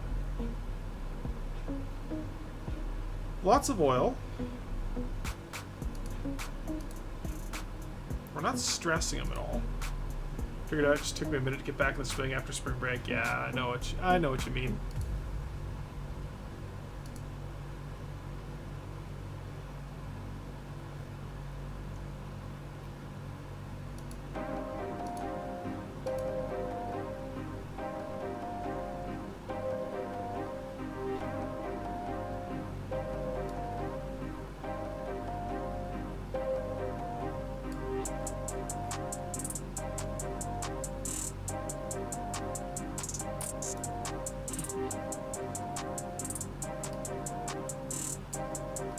Alright, and we've actually, we've just missed this. So we're going to swap this back over to this, and we're going to swap that over to that. That's going to wig out for a second, and then it should kind of come back, which makes a lot of sense. And then we're just going to go and hit this onto VR. Lots of look at my older son, just remember how to do certain things. Yeah. Honestly, when you're programming, I would say 90% of the time, that's what I'm doing anyways. Like, I'm looking at other code that I've already written. Like, if I spend a whole bunch of time figuring out a problem once, I'm not going to spend that time figuring out that problem like 15 times. I'm just going to figure it out. I'm just going to look at the stuff I've already done and just redo it. Just kind of do it the same way. It's like, oh, I'm doing dependency injection. I got to figure out what I'm doing with this. So, why are these engines wigging out?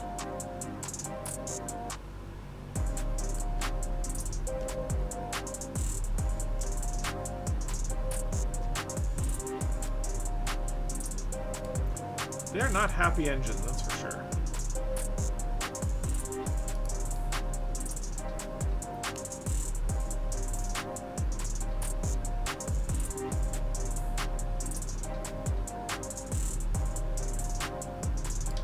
Now, the question is, do I...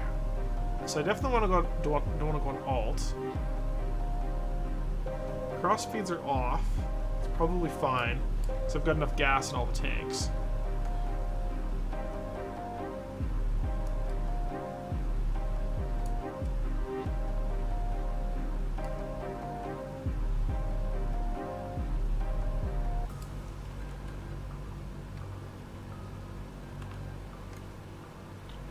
temps good, pressures are all good, fuel pressures are fine, fuel flows are fine, water pressure, it's a bit low, but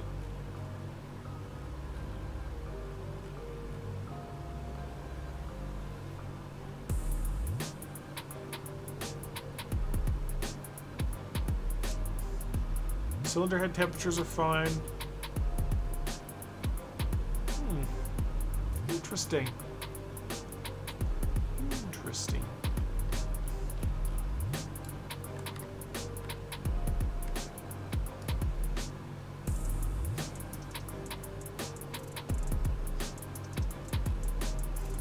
Wonder if it's because of this.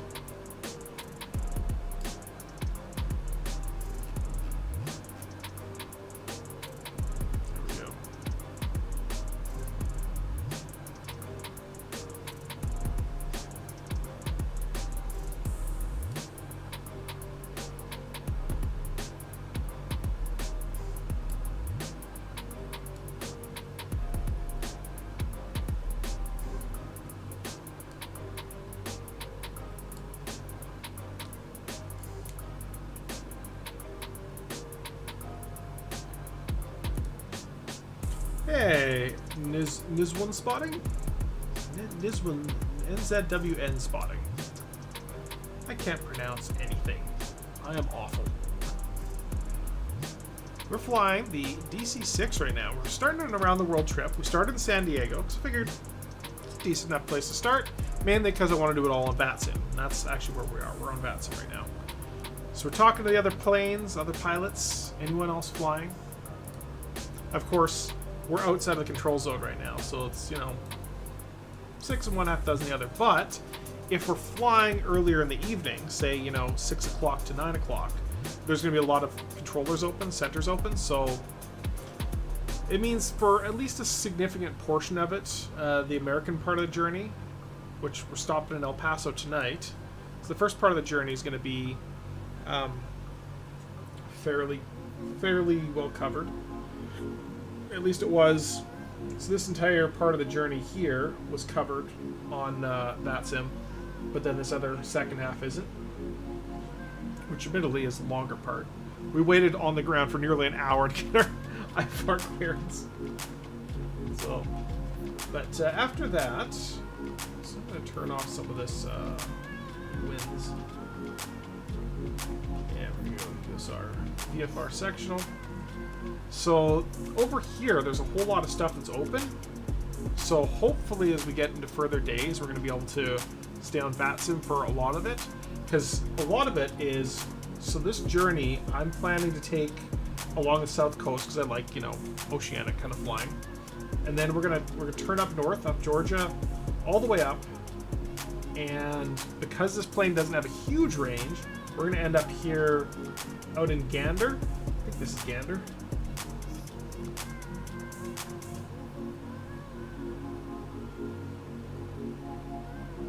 Where's this Gander over here? St. John's. Yeah, there's Gander. That is Gander. So we're gonna hit Gander. And then from there, it's probably gonna have to be up into Iceland, Reykjavik, and down. Unless we do that on like a weekend stream. Oof. 1,500 nautical miles. That's like an 8 hours stream. I don't know if this thing has that kind of range either. So it's probably going to be up to Iceland. 900 nautical miles, somewhere in that range. Depends on where we stop up there. 900 nautical miles. That's a fairly sizable distance, but it is doable.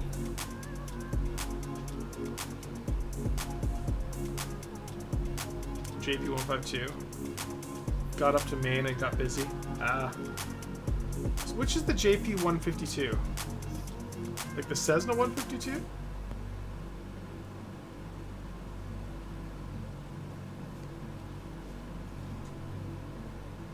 Let's see where I am for the next VOR.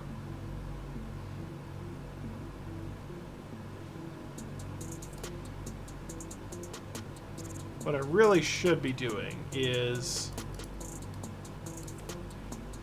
flightsim.to. Oh, okay, yeah, I gotcha.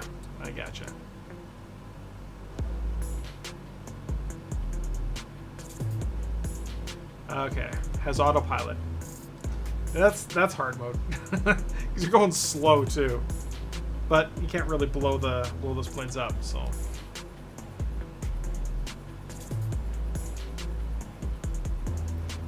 we're 32 nautical miles out. That's fine.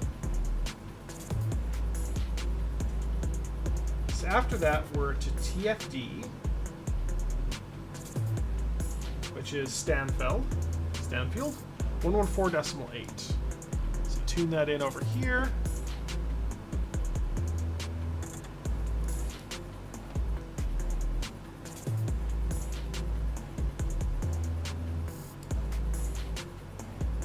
Which is a fairly, that one's a long one. And then San Simon, so 115.4.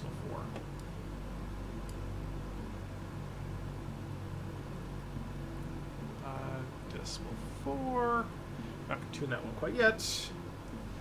Music on stream. So the music on stream is all normally I'm using Epidemic, but this is actually Stream Beat, Harris Heller. So they're all free.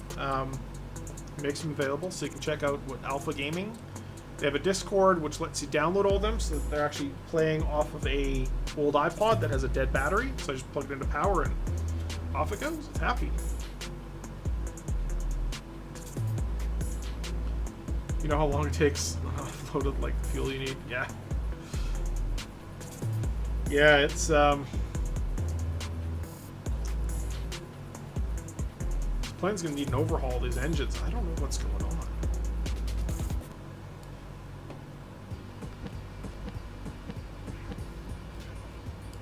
So this is gonna be cruise. Our temperatures are all fine. I wonder if it's just like a weather thing. It's like our cylinder head temperatures aren't high or low. Water pressure is low, but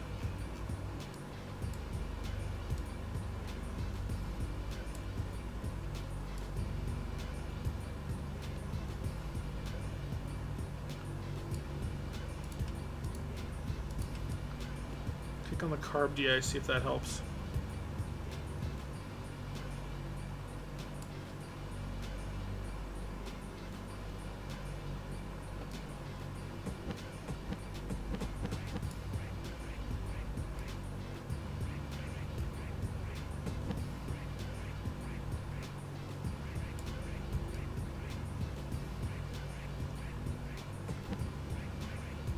Heater ignition selector.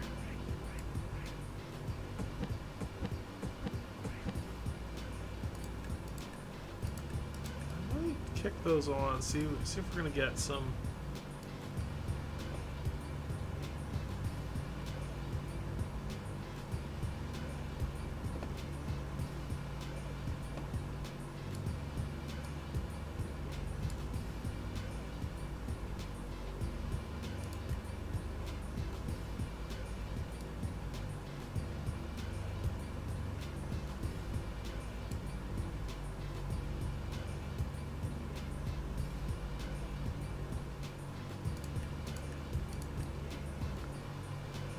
These should come on.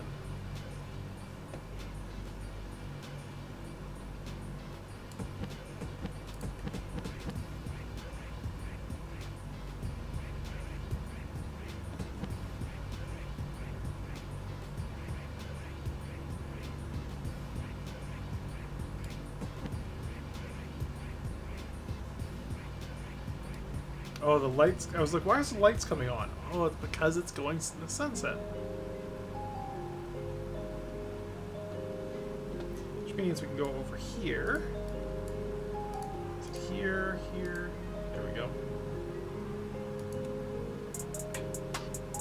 Turn on the red lights. We're in Amsterdam now.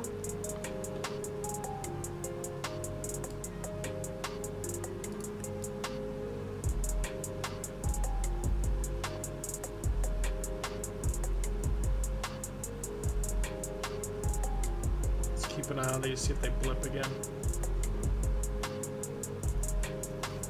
don't know what the hell's going on there.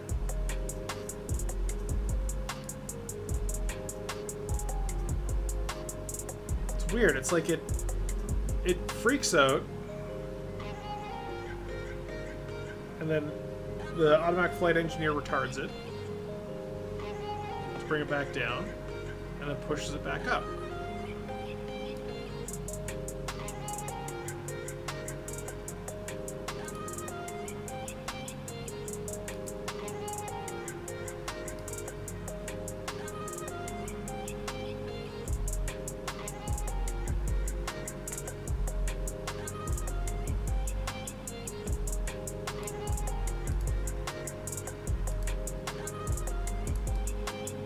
Might just shut him off and see if it'll help. It might be just him doing it.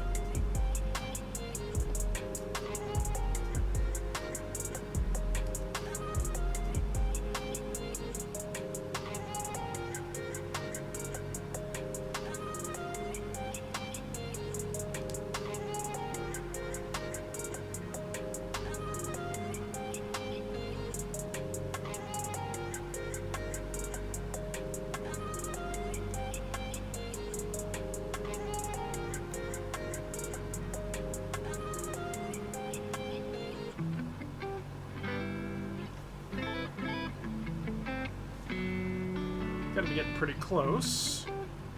6.2, we are. Okay, so what I gotta do, put us onto gyro pilot. And then our outbound course here, 082. It's nice that it actually shows me.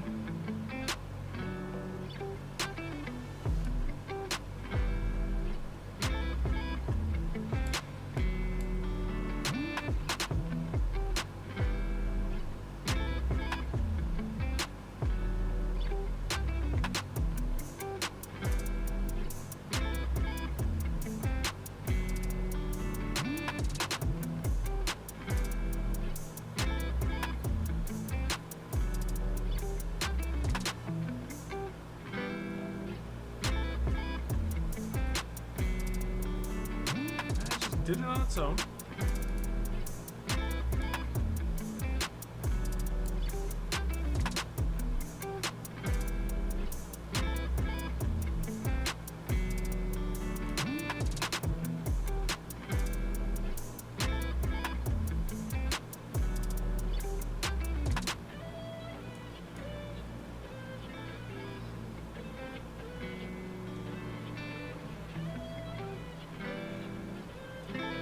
Alright, so we just passed it. We're on the south side of it.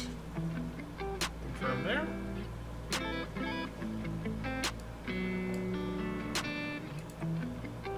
On the outbound radial, so turn over.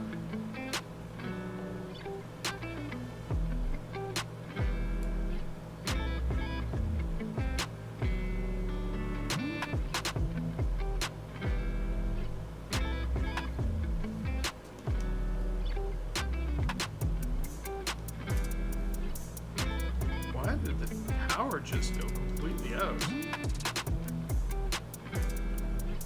I wonder if it's just the joystick was fighting with it.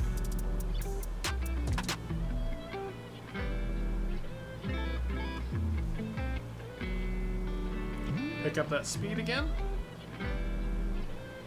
Alright, so our next VOR looks like it's 39 nautical miles. Yeah, 39 nautical miles. So 39 nautical miles, we will turn at Stanfield, 114.8.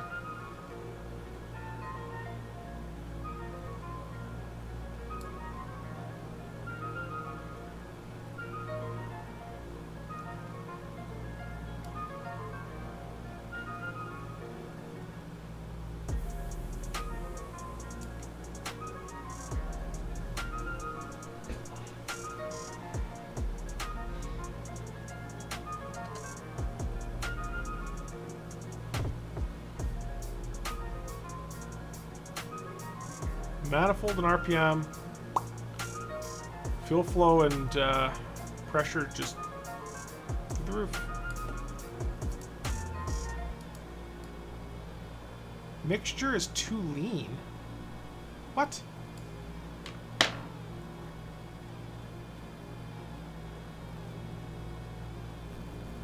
We're on auto lean. Why is our mixture too lean?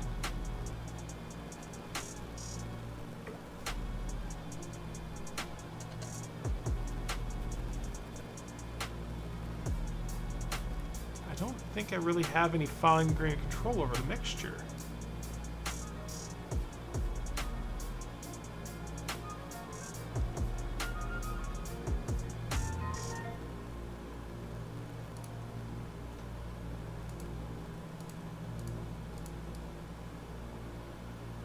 Richen up that mixture a bit. See if that helps.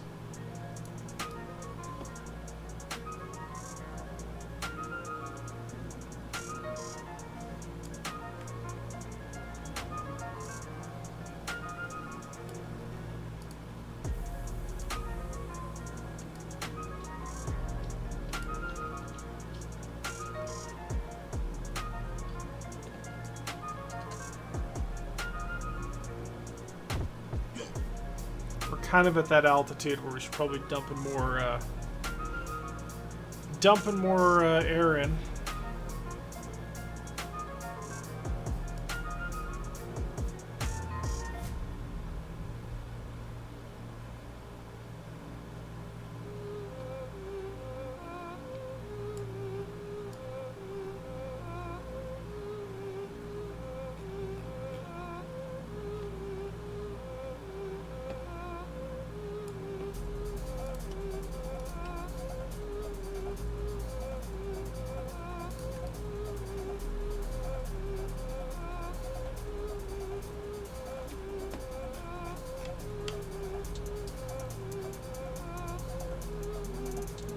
Pretty solid to me.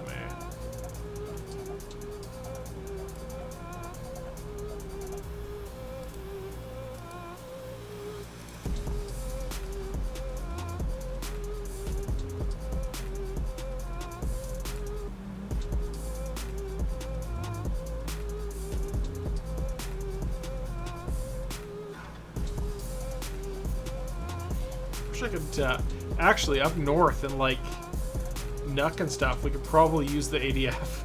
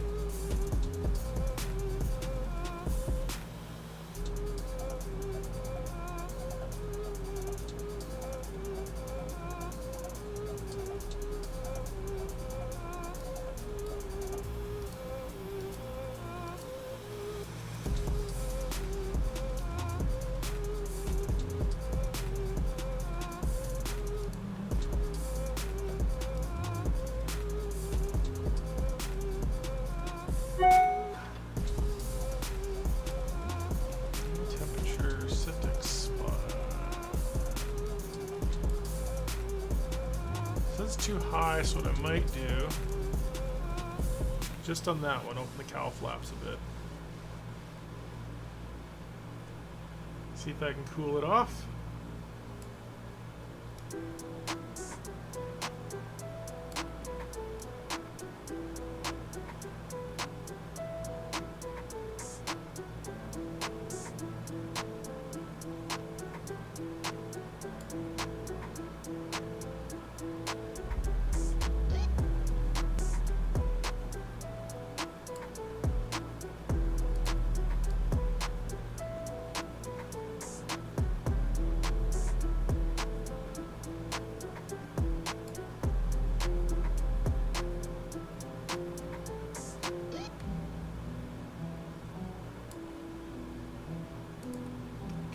Stick to our gyros.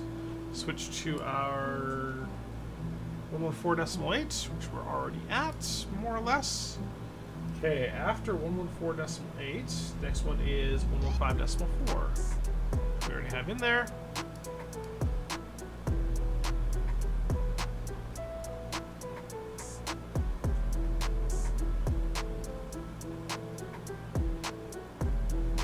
So our southbound radial here is 014 degrees. That does make sense.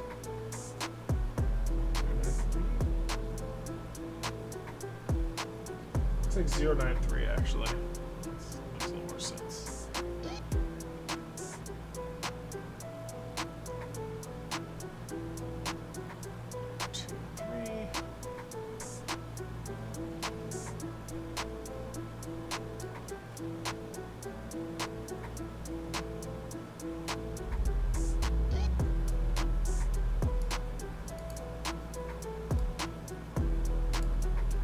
That one's heating up too.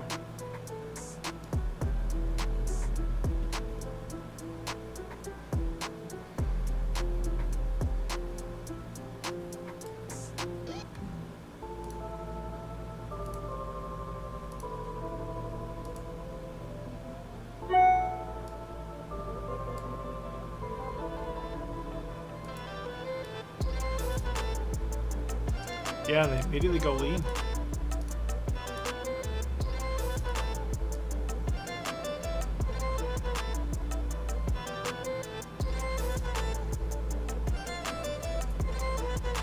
What I might do then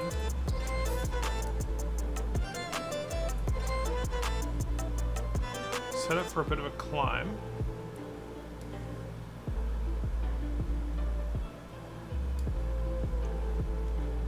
And then I'm going to bring the power back a bunch.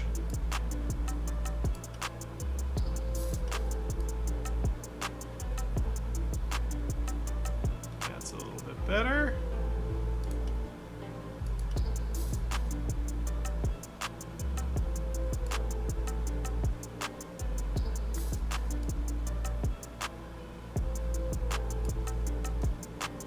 Go 40 inches of manifold to a slight on-route climb.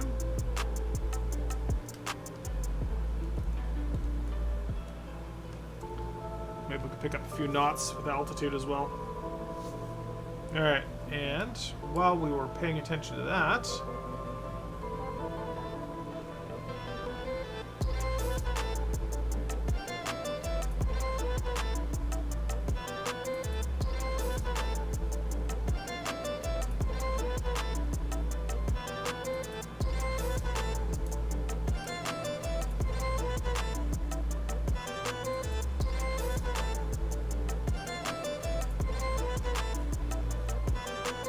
look at that, now our oil temperature is going up.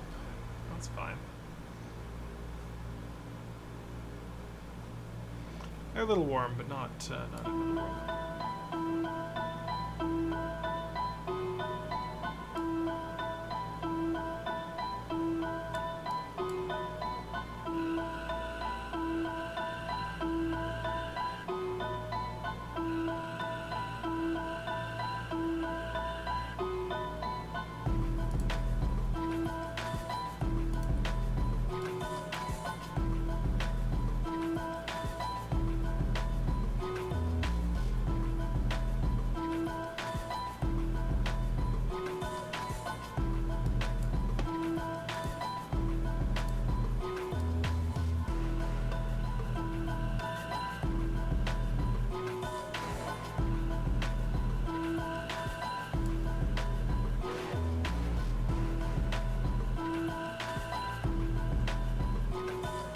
Alright, this is a 115.4. Okay, already tuned in there.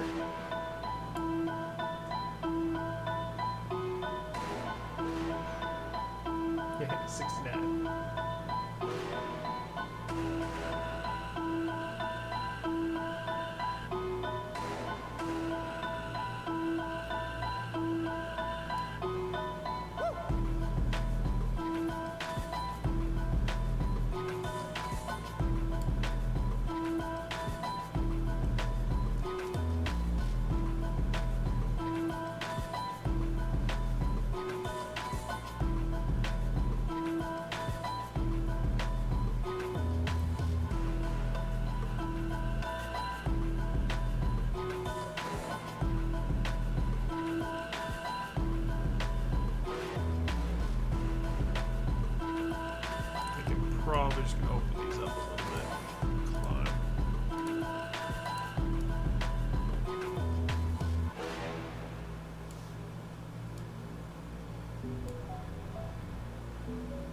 Oshkosh this year. I would love to, but I'm not sure if I'm going to be able to make it. So the problem is, it's like a 2-day journey to get down there, and which means that I pretty much have to go for the full week. You know, fly down there on the weekend before, fly back the weekend after. It's like most people leave Thursday, Friday. But I don't know if I have enough vacation time booked, saved up for that. Certainly I won't, because I'm basically taking some time off next week, but we'll see.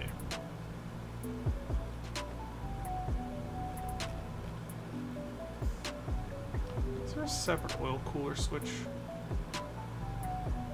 Fuel boosters. Water injection. Some oil up there. Oh, Zoe! You know better.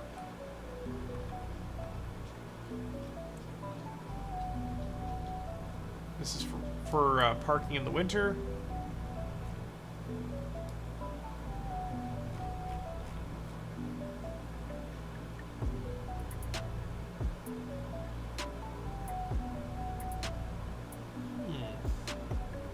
Any good air shows in Alberta?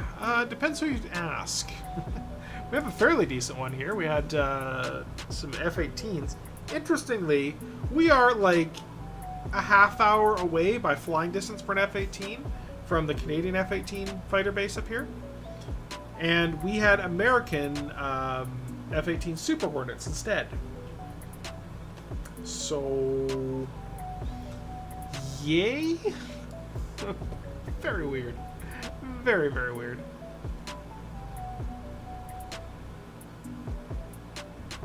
Because you're better. They actually are better airplanes. 100%. Super Hornets are the planes that the F-18 should have been in the first place. They are actually quite a bit bigger. Faster, more maneuverable, yada, yada, yada. Both of them are American planes. Just the Americans are like, yeah, we're going to get rid of our shitty airplanes and upgrade them. And here you go, Canada. Because ours are better, most definitely. Yeah. Well, apparently Canadian pilots are actually quite a bit better pilots, better trained pilots when they do Maple Flag. But, you know, that could just be guys tooting their own horn, so. Snowbirds train, they're not doing a show there. Yeah. They just flew out to Comox, didn't they? A few weeks ago? A few days ago? But normally they're out of Moose Jaw. Moose Jaw. Most Canadian name ever.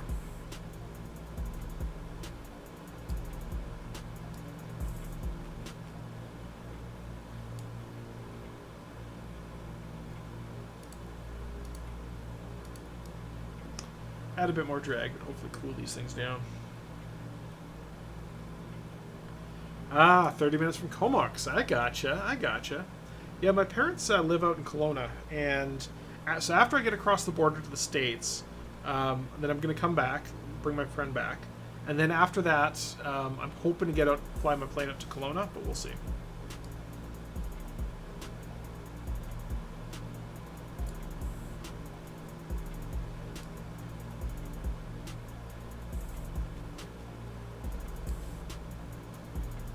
So a little bit more throttle.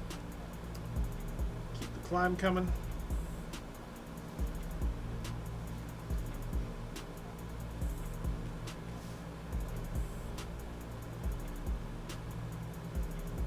A woo woo. A woo woo. Your dog. So upset. She went to the vet today. And everyone's like, oh, they're like, there was one lady in the waiting room. She's all like, oh yeah, I had to bring my dog to the VET today. I was like, my dog loves the vet. We pull into the parking lot, and she immediately knows where we are. So she starts like, not clawing at the door, but you know, poking her face at it like, I want to come out, I want to come out. As soon as I get the door open, she is just like, she runs straight for the vet's door. She's like, everyone's going to be paying attention to her. That's all she cares about. Yeah, you're adorable. I know. Going to sometime this summer, but not sure when. Got family there too, yeah. I would love to have done a Sun and Fun. I would have loved to have done Oshkosh. I'm still almost definitely going to be doing Reno. I should have enough vacation time booked for that, so we will see.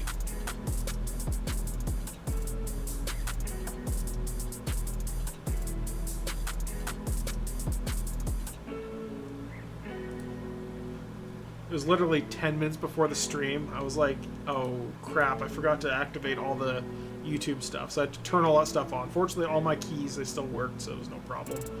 But I was like, I don't have a thumbnail, so I just recycled an old thumbnail from several months ago. It's something you don't have to do on Twitch, right? You don't have to have thumbnails.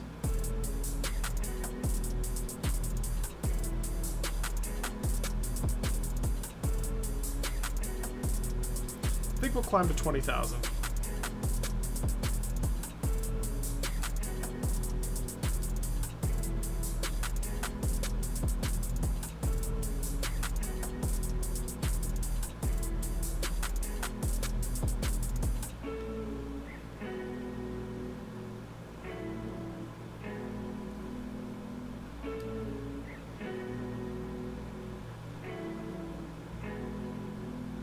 This has been a challenging descent.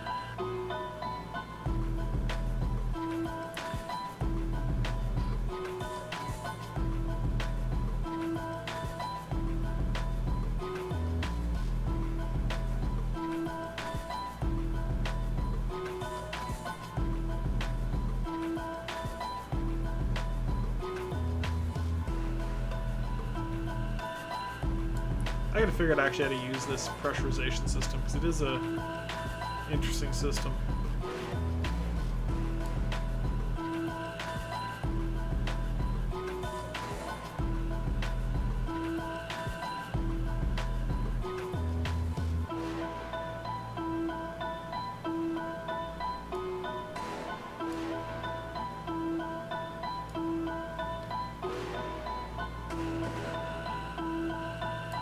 Alright, so somewhere around there is fine.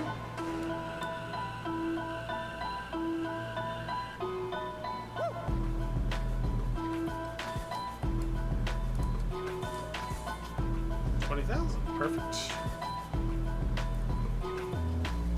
Then we can bring back to 35 inches, somewhere in that range. Alright, now let's see if I can go to auto lean.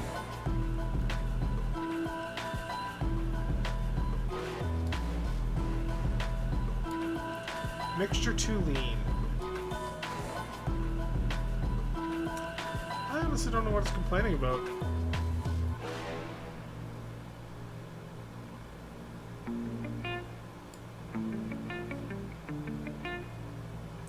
Ooh, shit.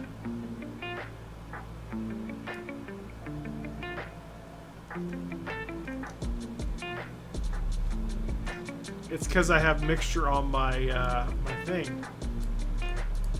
That ain't gonna be a happy engine. So why are two of those much higher than the others? There we go. All their mixtures are too lean. Whatever. Lock that. JP was on Trent's video he posted today. Oh, really? JP Schultz? Is JP in I didn't know he was in North America. I thought he was going straight to South Africa to work on his plane. Unless he's finished building his plane.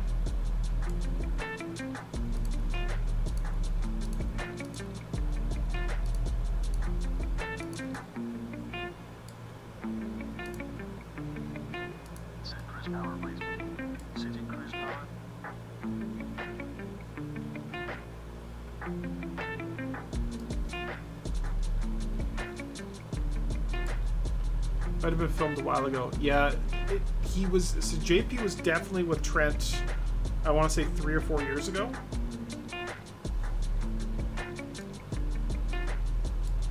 Did he just never set cruise powers correctly? That might be what was going on.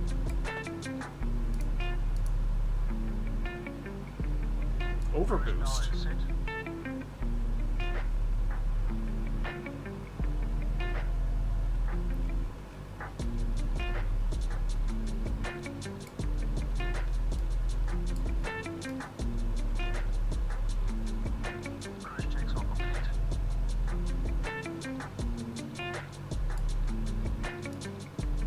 Definitely not overboosted.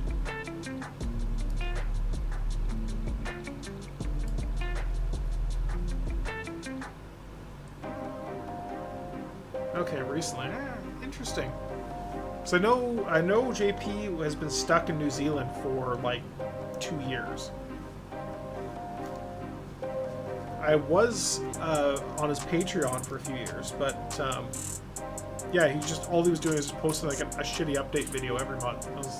It was the dog ate my homework thing, where he would post a link on like 11:30 at on the last of the month, and he'd post like 3 broken links, and then they'd like miraculously get fixed in the next couple weeks.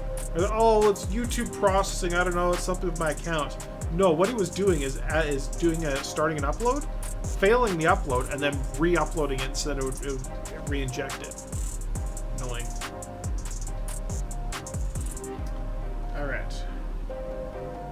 So let's do this gyro pilot. So our next one is 115.4.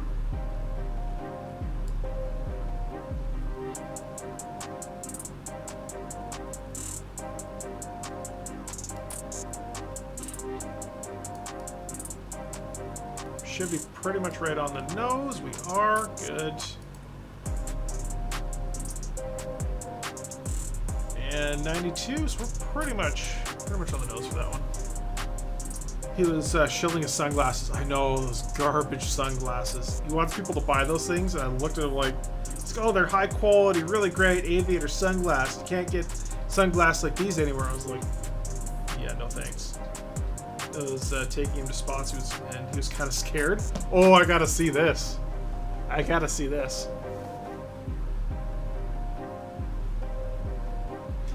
JP is a bit skittish, it seems.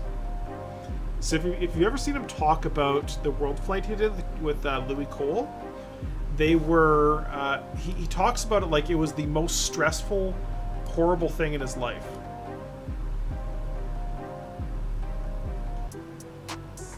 Why is my carb cold?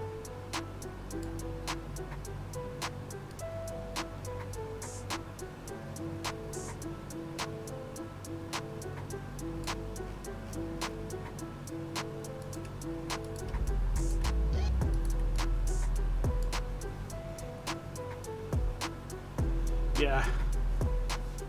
Yes, I like JP, right? I think he's a cool guy, but sometimes probably felt like they could have died. Well, and there definitely was a few cases where they could have, but apparently I think there was a bunch that were just like, yeah, this is a pretty routine, basic type of flight, and he was like absolutely panicking about the flight planning, and they paid for another company to do all the flight planning for them. So carb, cylinder, oil temps, those look pretty fine to me. Carb temps are actually cold.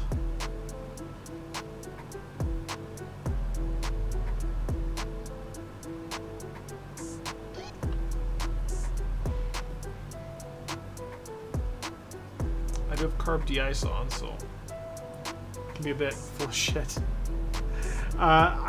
I think he put on a much braver face on those videos, and I think Louis did a marvelous job making it seem like JP was kind of a bit of a hero on the whole thing, which he was. He did a lot of work. yeah, losing avionics over the ocean wasn't that great. The other one was where their fuel pump broke, like their auxiliary hand pump, and they were stupid and only brought one shitty plastic one, and that was their entire fuel plan. So, yeah, he was always complaining like JP didn't give him enough credit, or not JP, Louis didn't give enough credit and stuff. I was like, you get lots of credit, dude. And part of the reason I think he wants to do this round the world trip again is because he's just like, he felt really pressured and really rushed, and he wants to do it his own way. He didn't like the way they did it before, and wants to do it, you know, in his own way. I was like, great, do it your way. But yeah, he was a bit complaining about the whole thing, and I guess that's part of his brand, the candor brand, where relentless candor, whatever he calls it, and sometimes it can be a bit much.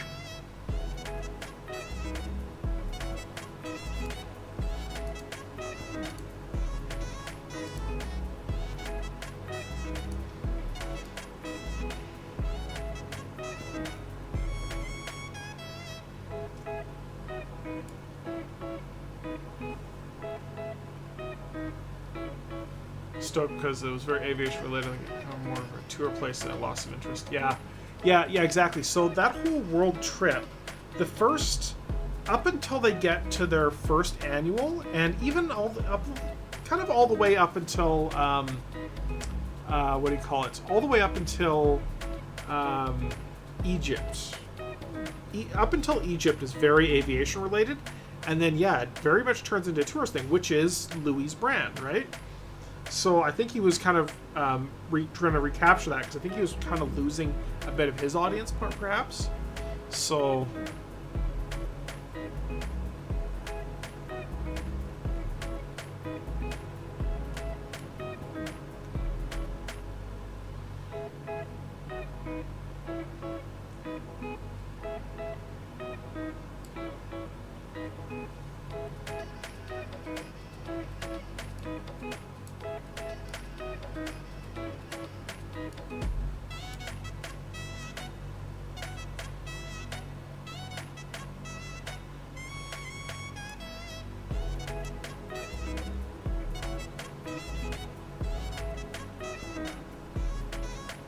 yeah, probably going to see some of that stuff. Yeah, exactly. And that's kind of Louis' brand as well. So I'd never seen Louis before, and I haven't watched really any of his videos since, because they're just not really my thing. But of course, I'd follow JP, and there's a lot of us aviation people who would. Alright, so 115.4, which is what we should be on. 115.4, and we're getting fairly close. 38 nautical miles, not too bad. 92 outbound, so 273 inbound.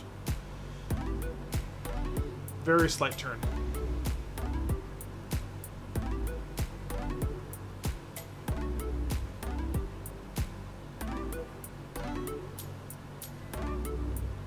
But, alright. Cuss. Probably the lower, yeah, there it is. Columbus, 111.2.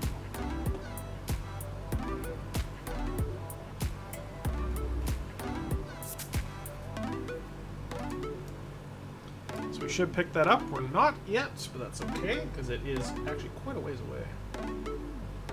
Still about a half hour away from that one. We have picked up some speed. 291 over the ground.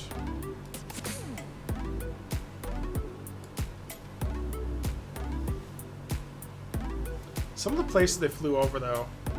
So seeing that whole series with Louis and JP is really that particular video, those particular series of videos, when I stumbled across them, is really what inspired me to just go buy my airplane and actually set up to do it. I'd always wanted to do it after I saw Mike Melville and Dick Rutan, they did it in a pair of long Easies. And I thought that was incredible. Incredible they did that. I was like, wow, those are very special planes. You can't do that in any other plane. And then I learned, yeah, you can do it in other planes. You just need fairy tanks.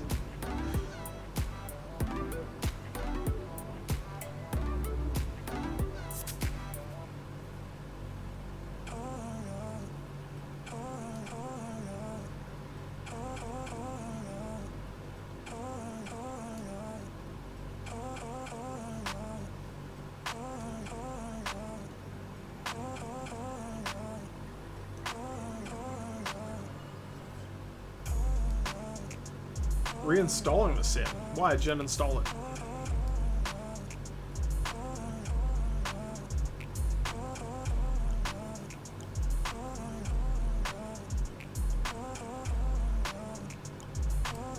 Ah, okay, because the update wouldn't install. I gotcha. Yeah, sometimes that's frustrating.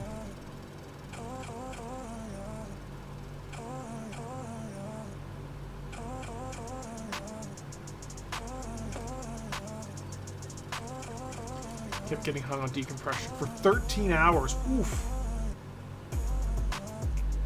I think there's some files you can like wipe out and it'll fix it, but usually just uninstall, wipe the directories, and retry.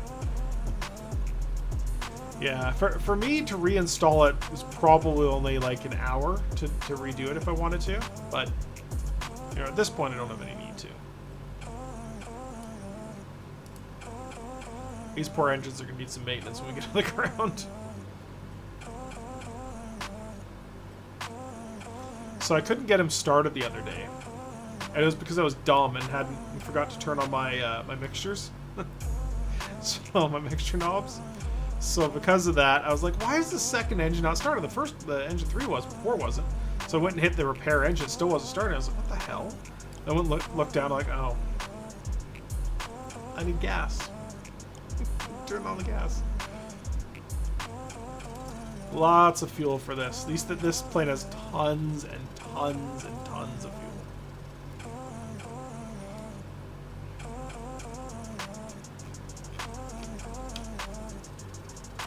Pounds per hour. So about 600 pounds per hour per engine is what this thing burns in cruise.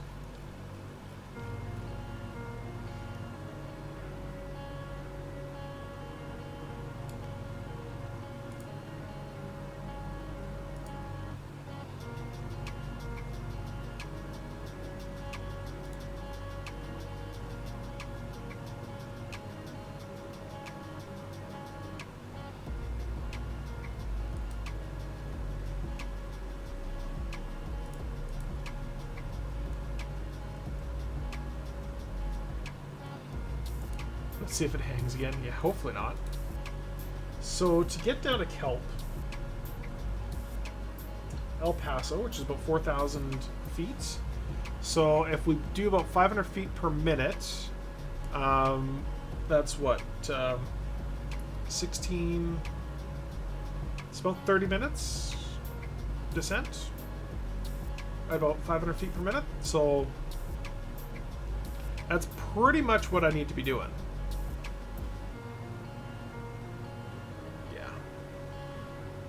So let's start our descent then. 26 inches, please. Setting 26 inches. And thank you for the follow, Drake.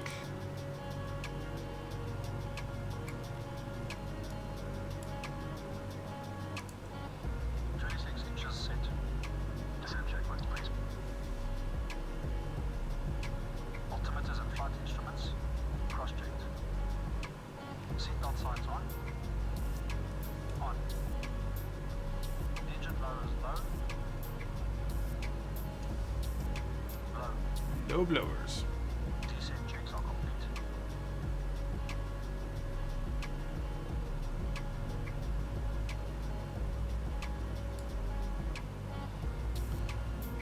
Yeah, I've been lucky. I haven't had to reinstall. Actually, I don't think I've had to reinstall on this computer at all.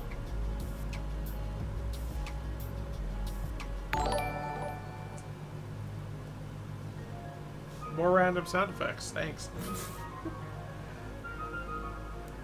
Sometimes it's like when someone hosts or something and I just don't get a pop-up anywhere.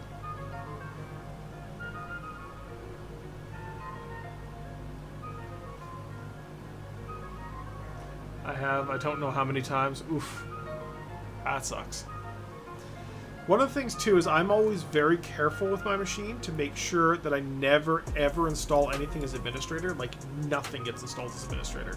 And I know some people are still in the habit, like, from way back in the XP days, where everything is run as admin, run as admin, run as admin. Like, even at my job, most of the guys on my team, they all run everything as admin. Like, they open up Visual Studio as admin. I was like, what the hell are you doing?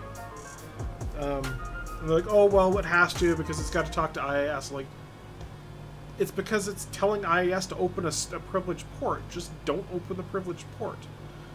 So, like, change the port. Hey, look, it works. That was one of the first things I did. Like, yeah, I'm fixing this. We don't have to deal with this. Alright, going to gyro mode.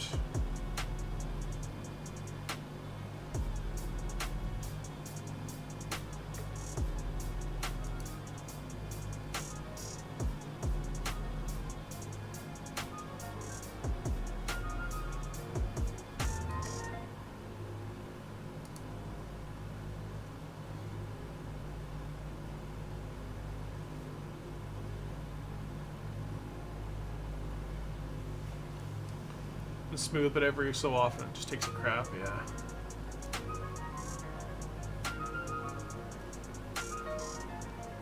So cuss 111.2. Still not picking it up here.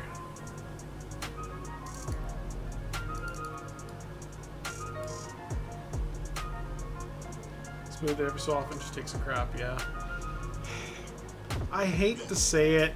As much as I love Microsoft Flight Simulator, they need to get their shit together and stop paying digital artists to make, like, pretty buildings and just make a damn good simulator. Just fix the broken things.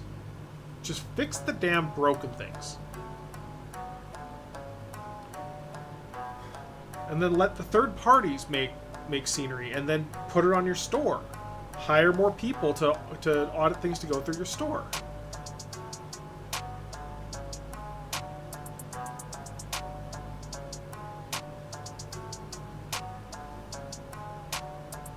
And, like, audit things that go through for like a $3 scenery pack or $2 scenery pack. So these, like, $15 for a stupid airport.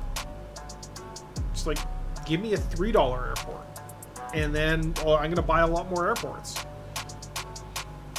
And a lot more people are going to buy a lot more airports. And therefore, because a lot more people are buying a lot more airports, they make a lot more money overall in general and aggregate. They have the metrics and they know it works. I'm sure they do. Of course, if the metrics crash, they don't really know that it's been crashing, right? I think, right? Yeah, a lot of people do buy $15 airports. I think a lot more people don't buy $15 airports, though. Like, there's a very small number of actual airports that I bought. I think I bought Catalina the other night. I bought Kelowna, and I think that's it. Well, those might have been pop-ups from YouTube. Or pings from YouTube.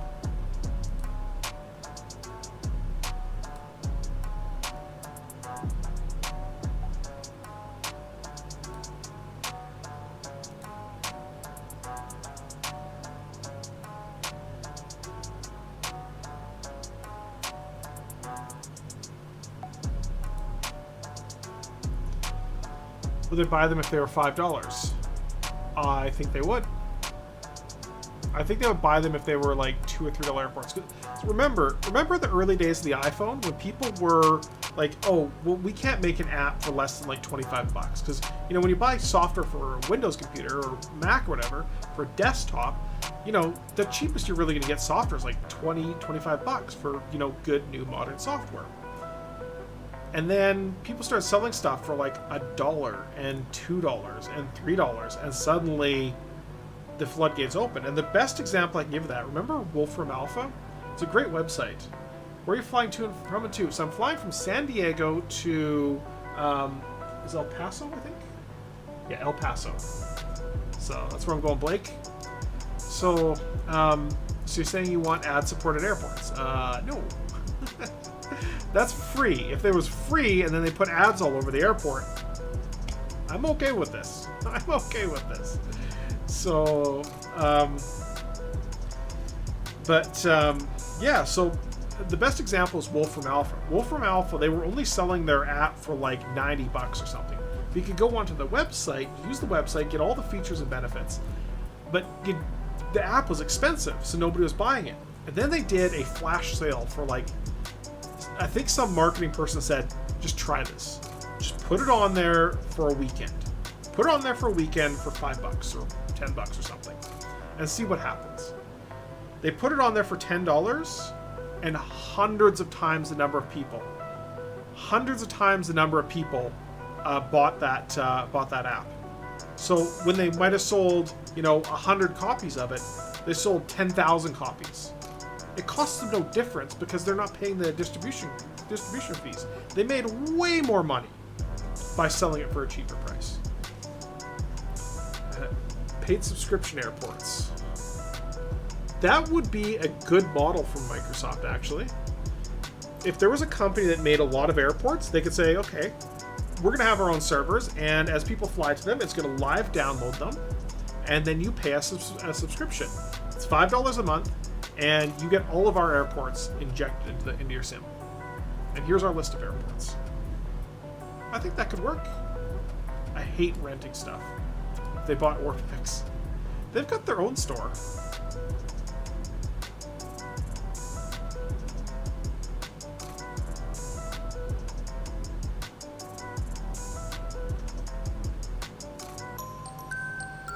Oh, I just messed that descent up.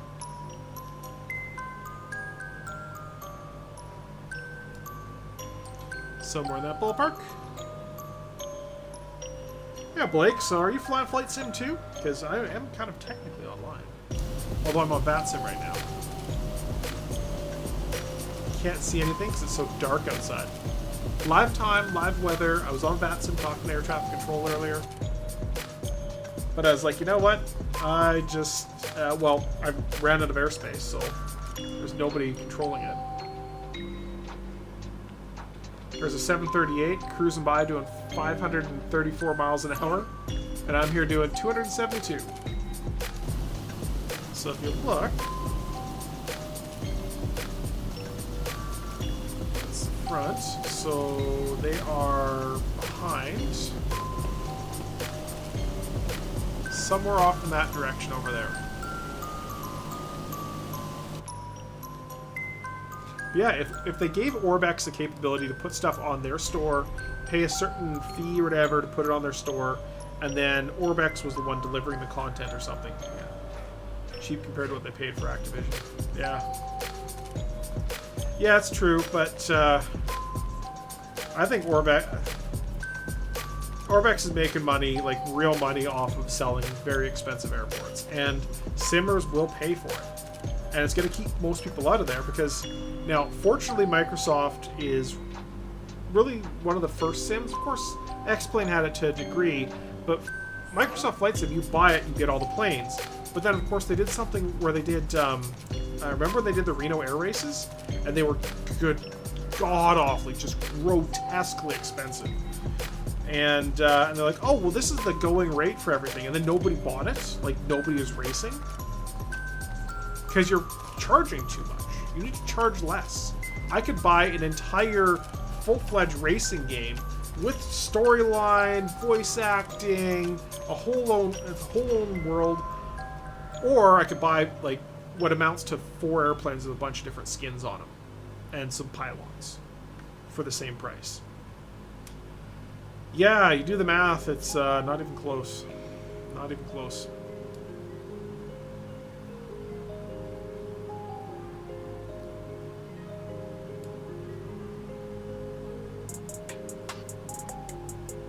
So Cuss is coming in.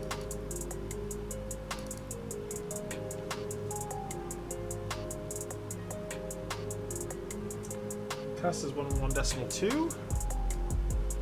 kind of getting a little bit off the airway too, so I'm going to pop this over to gyro pilot. Oh, it's because I was off the gyro pilot.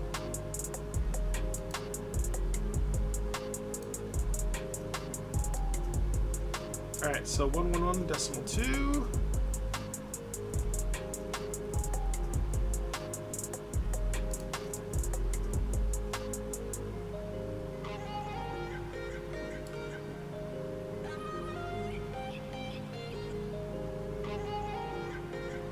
So it costs 276.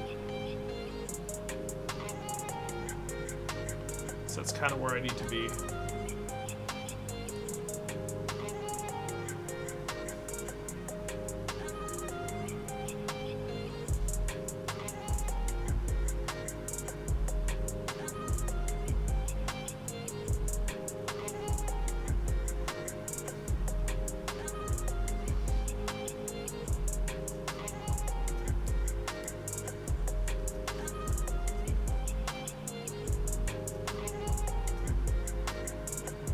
Alright, so El Paso.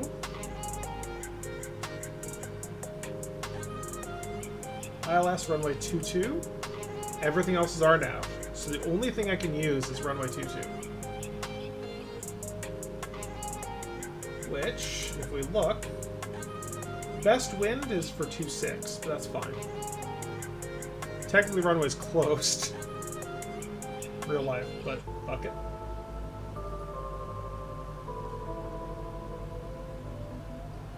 The only other thing is there's a DME for 04, which I can't really use.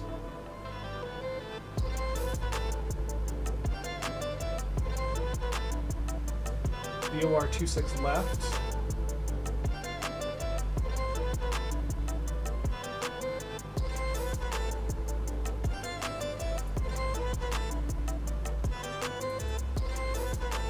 .5. So we could do that. Oh man, that is a nightmare of an approach. Hi Zoe. It's okay. Be a dog.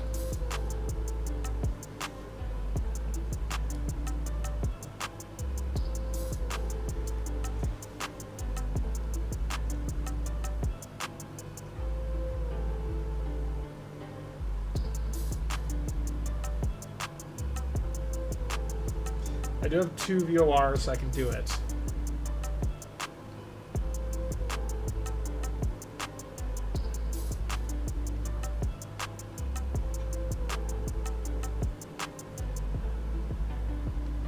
And our circle there.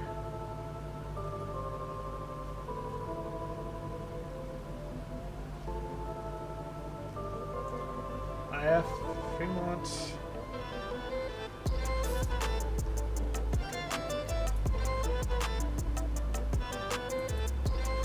So I do have VOR DME. This is going to be a nightmare because I barely know how to run this.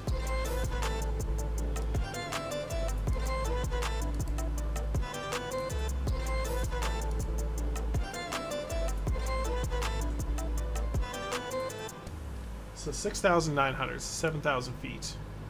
So nowhere below 7,000 feet.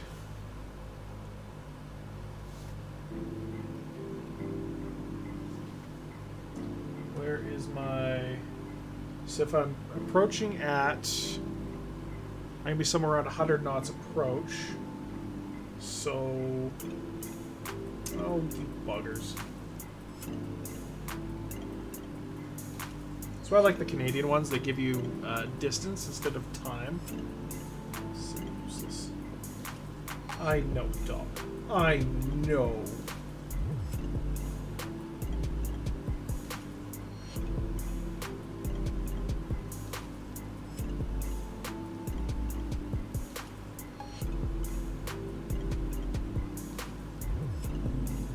I know, dog. Yeah, it's okay. Jerk. 3 degrees?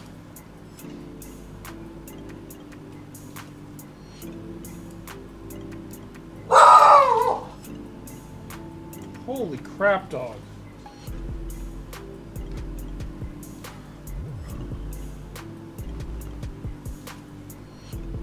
Stop that. Stop those behaviors. Hmm?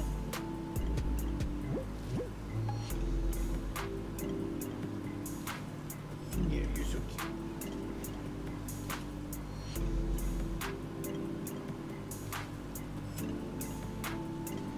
All right.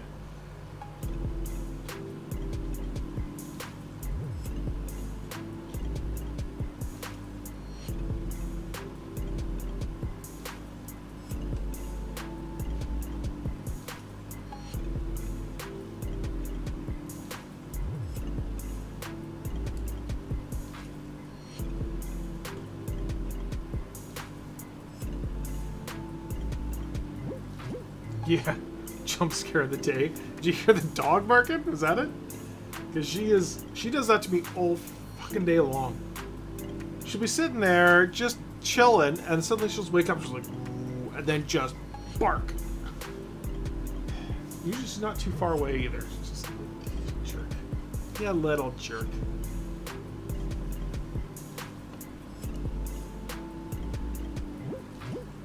Just looking at your phone, yeah. Hey, quit your shit. Monster.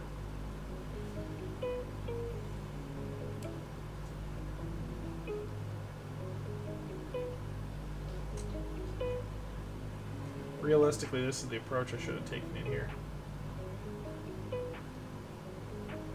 Deming. That's okay.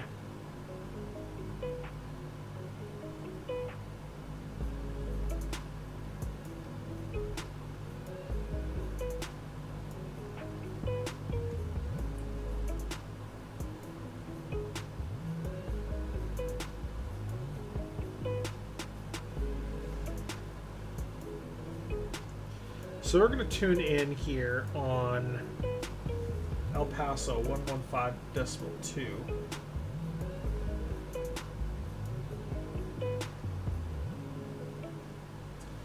And our radius from that, 9 at 6,900. 69.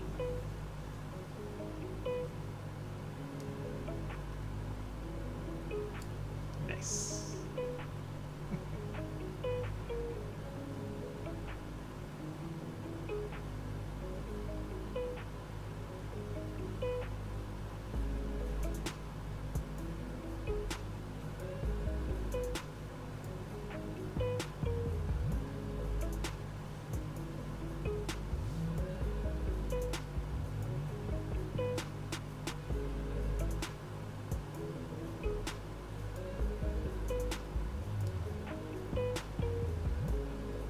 Oh, the headphone battery's about to die.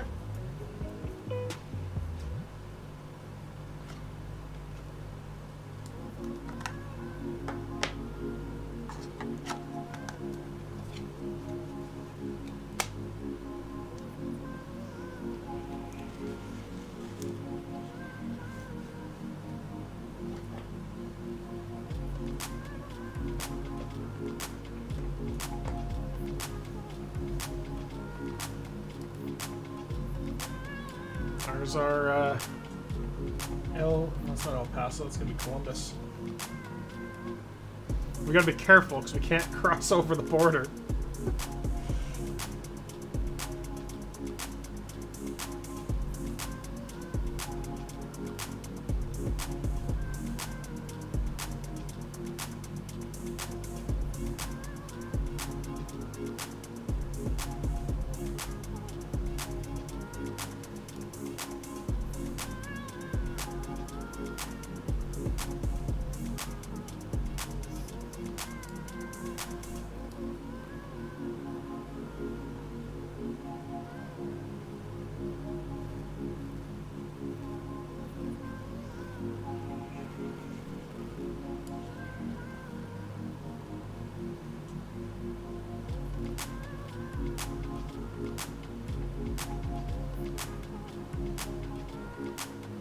Alright, so let's start tuning this in. 115.2. The other one is 112.4. We're just going to swap that over, make it a little easier. Not that much easier.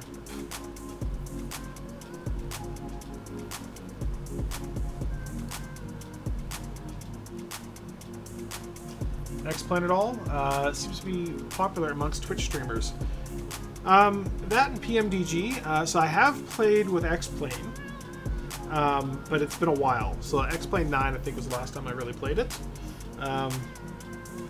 It's good because it's got a pretty decent flight model, but the problem is I want to be able to fly and see things and go to places, and if I can't feel like I'm actually there, like it's just like shit scenery that like is completely unoptimized, no. Like I did its VR and it's just hot garbage.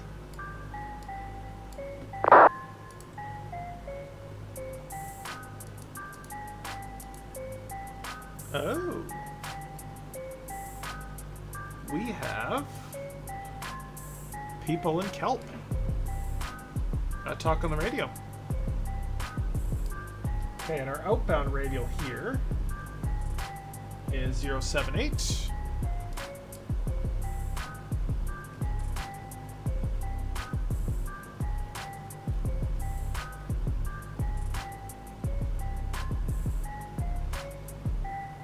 Except I don't think we're going to go 078. I think we're going to go direct to the other VOR.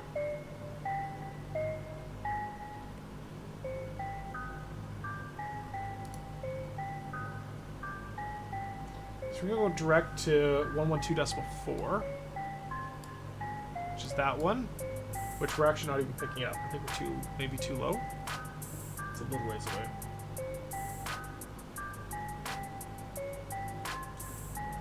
.2 is our alternate.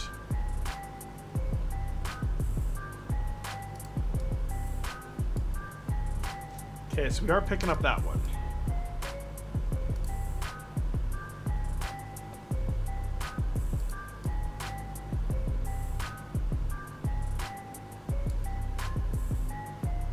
Scenery, but they haven't shown anything yet to do with scenery.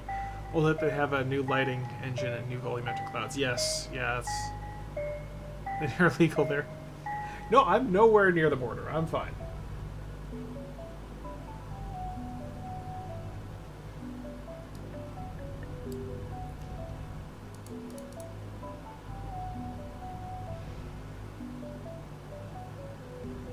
So right now, if I was actually talking to approach, I would be, they would be vectoring me.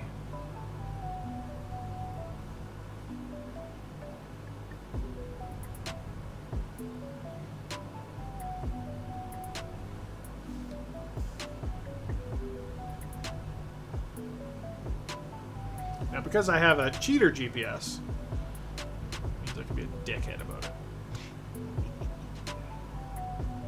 Using for training, I think X-Plane is still a lot better. Depends on the type of training. If you're doing IFR, I'll be honest, I think they're both pretty much good for that.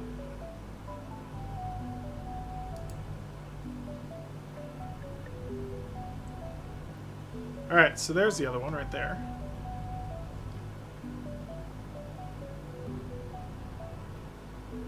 Like this right now, this is perfect for IFR training because we're actually intercepting proper VORs using real-world VOR frequencies.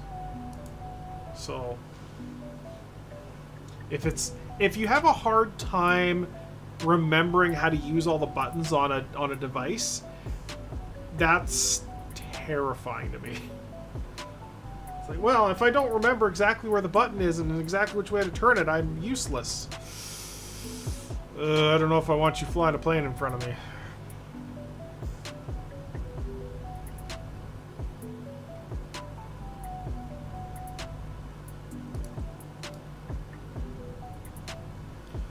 Alright.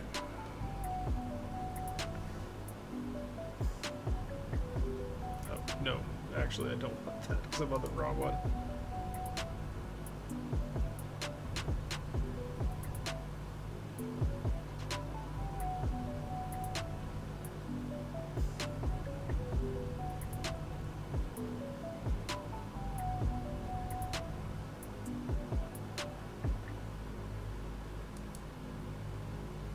Alright, so we're approaching 7,000 feet, which we need to level off at 6,900.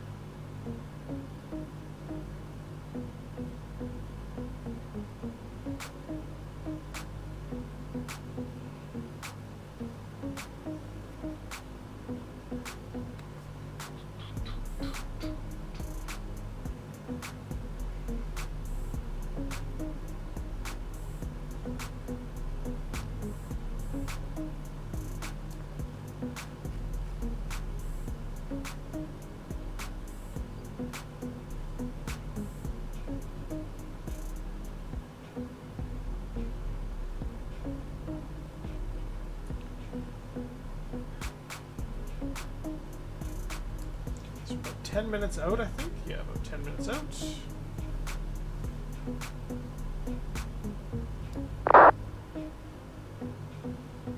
Going around, turn left downwind. Wind shear short final 200.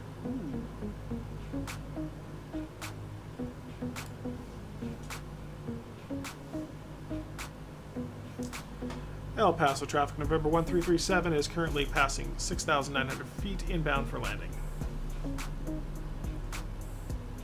And we can hit this. We're 100 feet under, whatever, it's fine.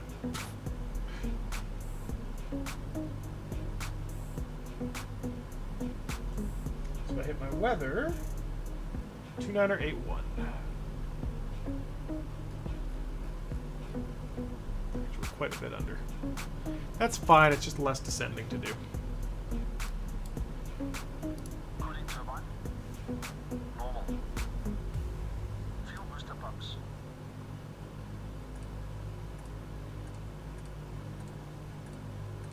On low. Fuel tank selectors. Mains on, crossfeed off. Hydraulic bypass valve. Down. No smoking signs. On. In-range checks complete.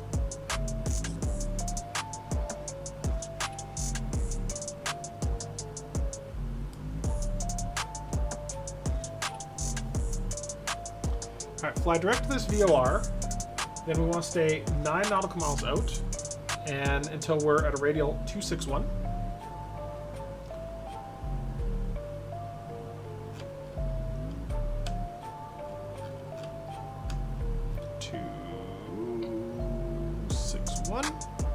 So that when we come around, that'll line up.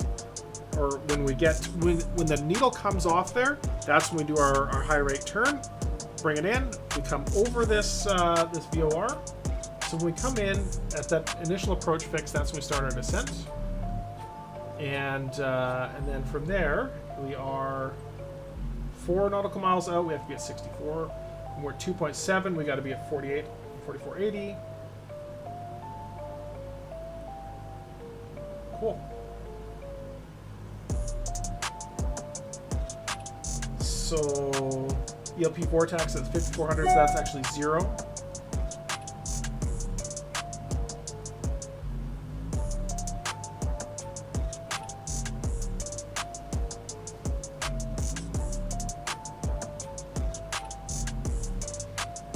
This is sketchy. My engine's all like ready to blow up. Ugh.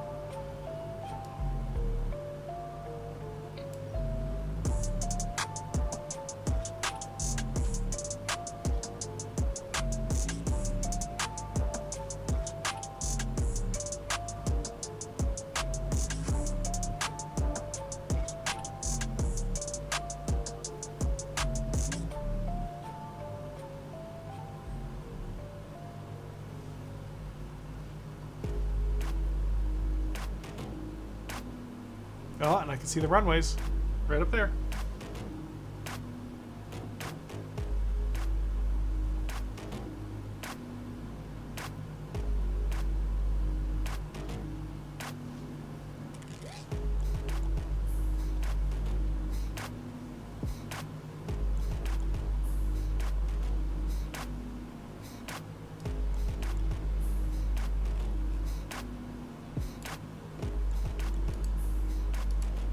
Hope El Paso has a good maintenance shop.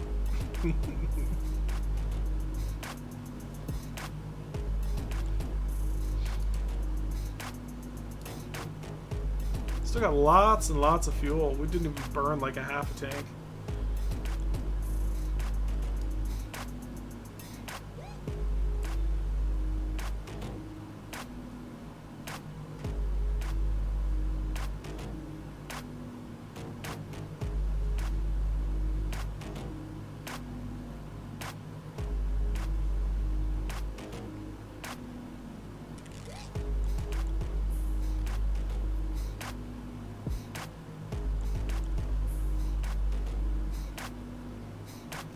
Approach is ready. It can't be ready because we don't have an approach. This is not gonna work as an approach.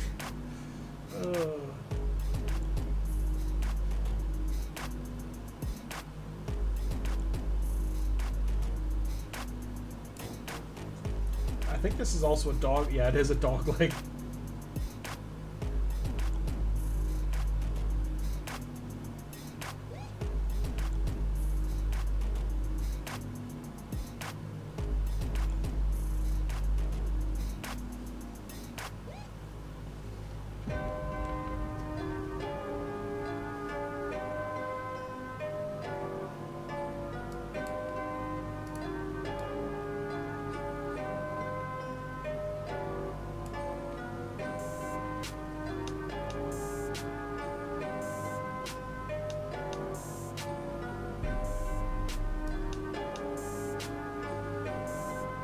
Alright, now because this plane takes a while to slow down, I might have to start the before landing checks before long here.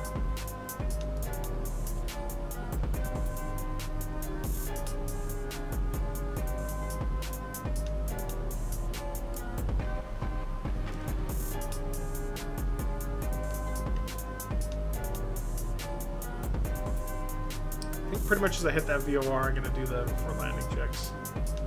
Actually, it's going to be a while. I'm going to do it. I'm just going to do it.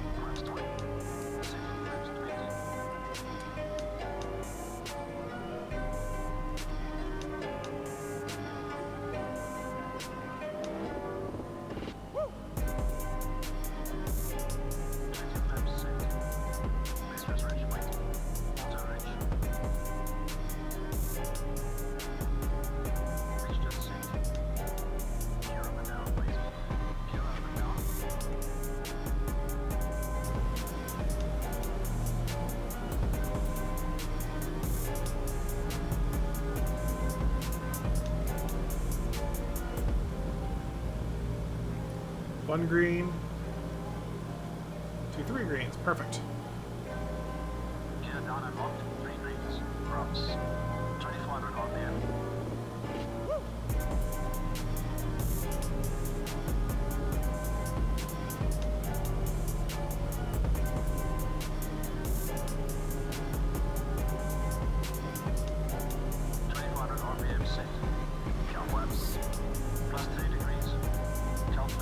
Actually slowed down way faster than I thought it was going to.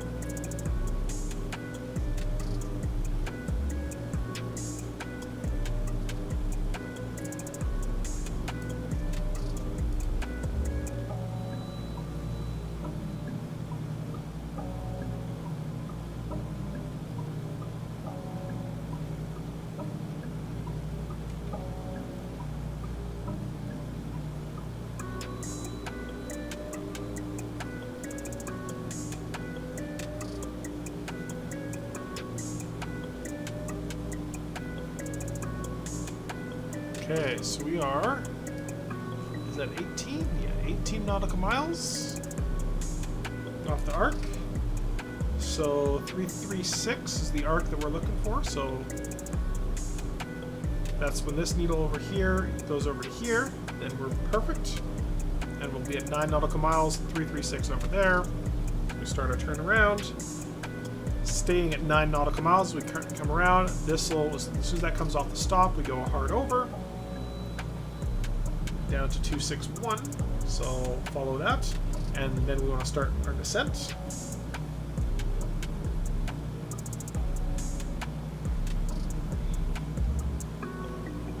Yeah, this is hairy.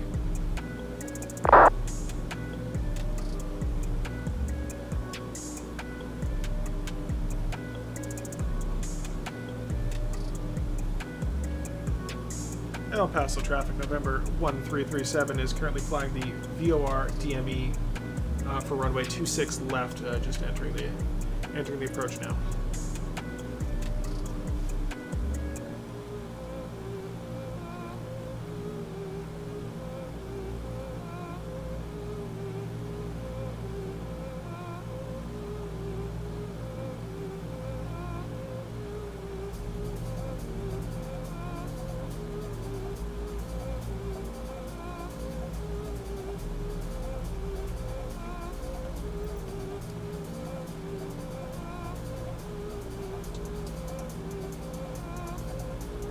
Oh geez.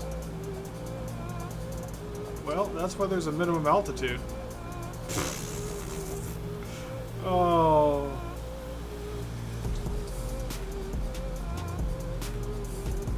That was sketchy. Oh. That's a mountain range? We couldn't have been more than like 150 feet off the top of that. Alright. I do dumb things a lot.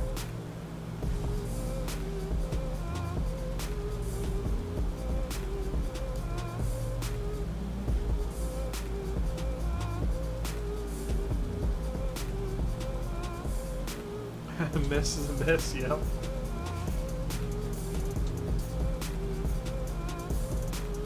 Yeah, and I would have seen that if it was on the VFR map.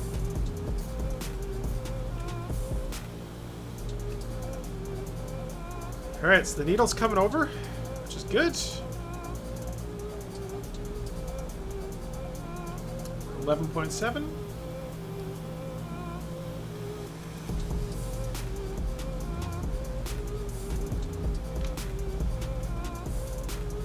These cables are all tangled.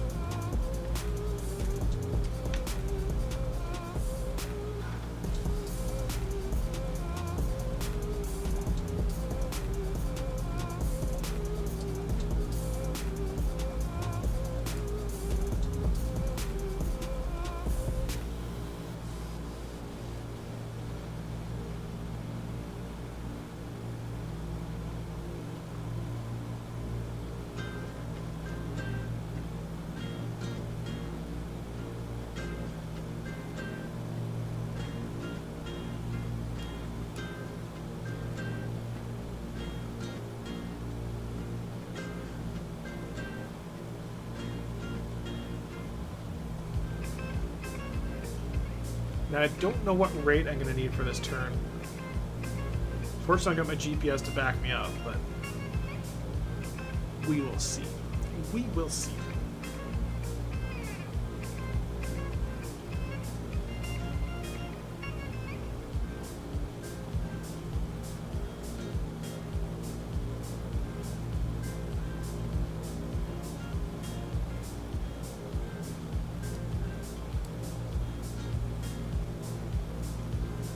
Somewhere between 10 and 4. I thought you were going to be serious for a second. Useful.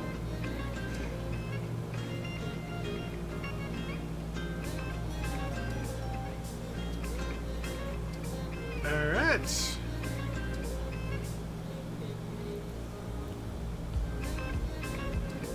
Glad to help.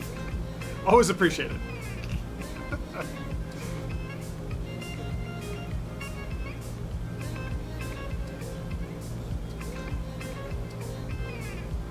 I'm following that. Good.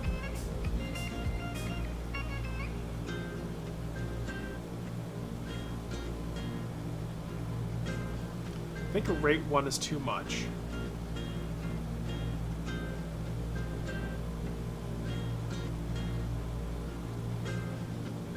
We'll set it there and see where we are. Because if we if we turn in too tight, that pretty much blows it away. But if we overshoot it, it just gives us a longer end. 22, cool. Yeah, that's... We're definitely turning in too hard.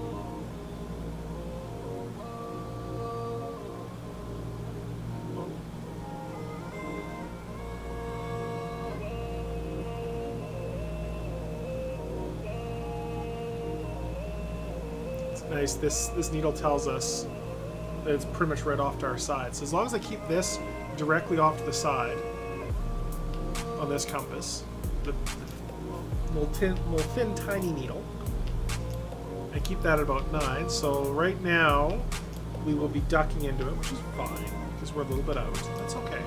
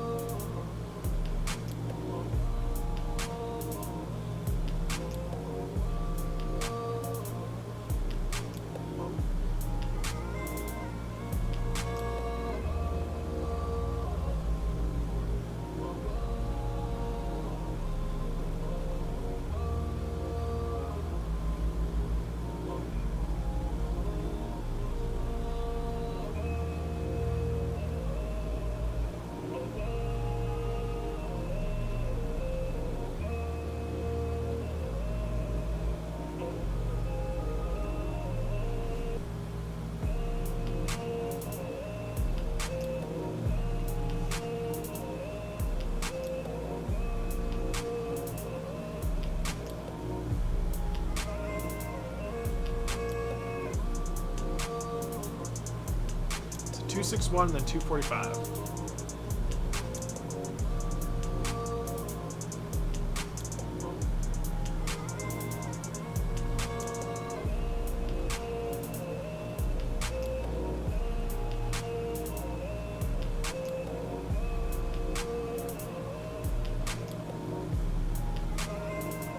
Picking up a little too much speed.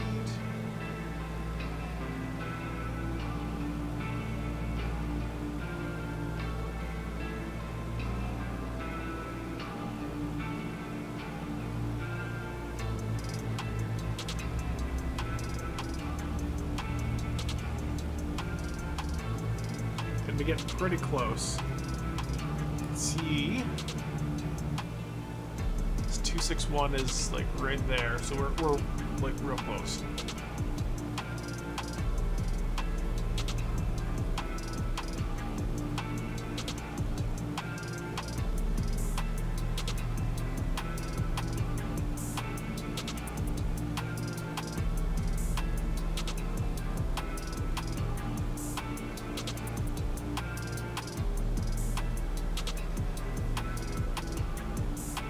Focusing pretty intently on this thing.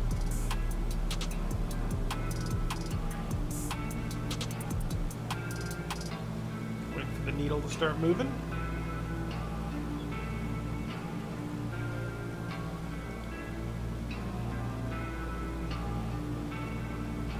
Is that it? That is.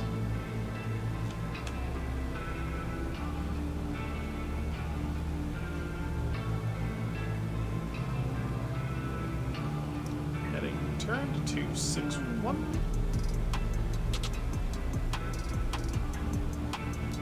And then from there we can turn this off.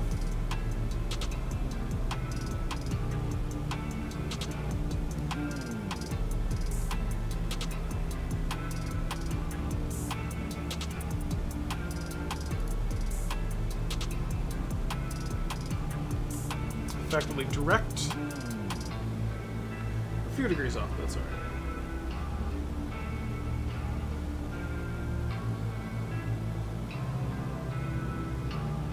Alright. So at 4 nautical miles out, we have to be 64, which we're actually not that far off from right now, so.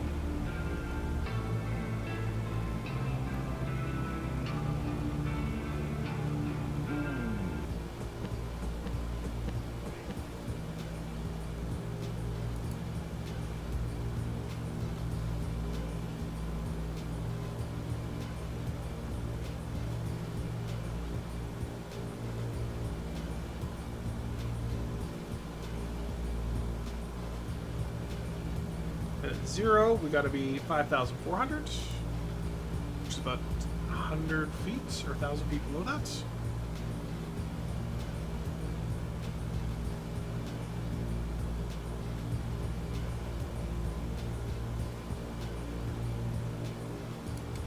Pop that on because we're basically at the right altitude right now.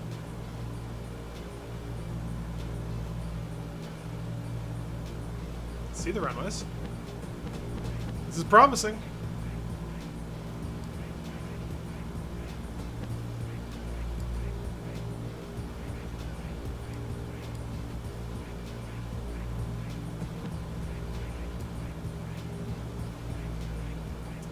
Oh, come on, gyro pilot.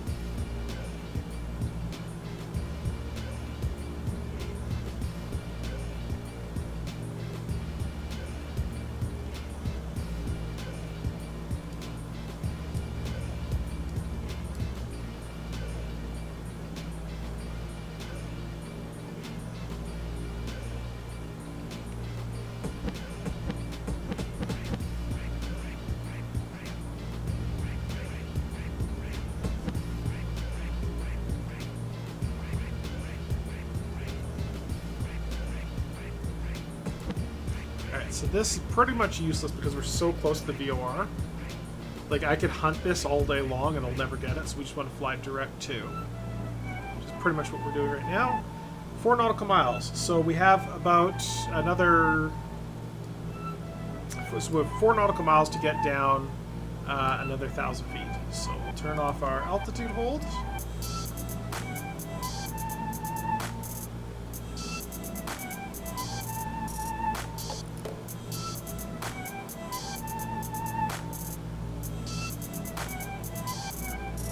Hour 1 minute 54, so 500. That's about right.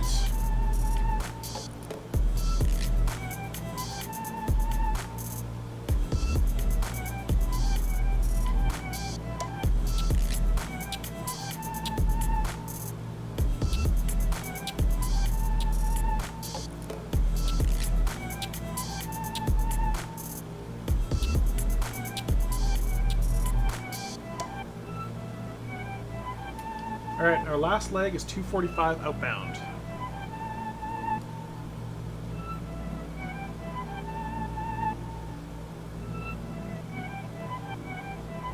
One dog sighting. Thanks for the bits, Tweakifer.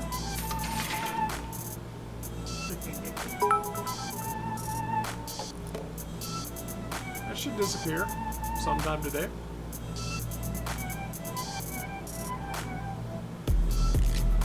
You can do exclamation mark woof, but it'll show her her little sitting there.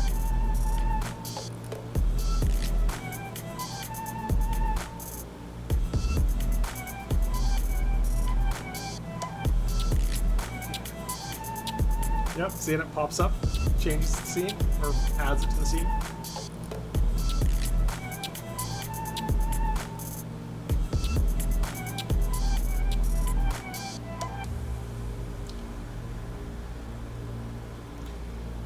Alright, so we have the airport visual.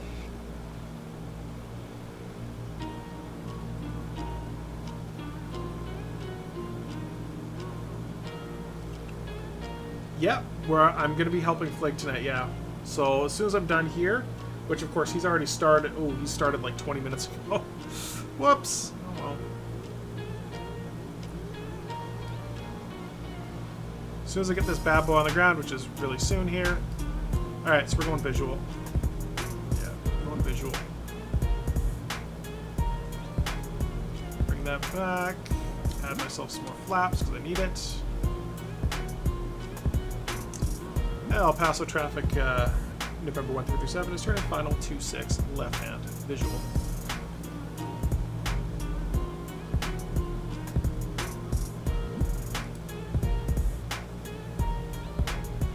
He's chilling. He's waiting for me, probably.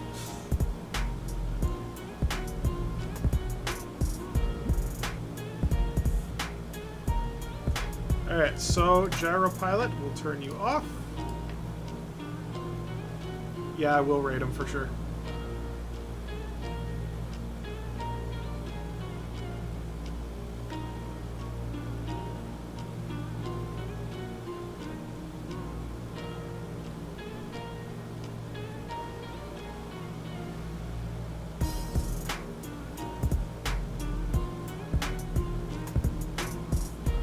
Aside from being off the line, we are really solid. Yeah, we're 2 whites, 2 reds.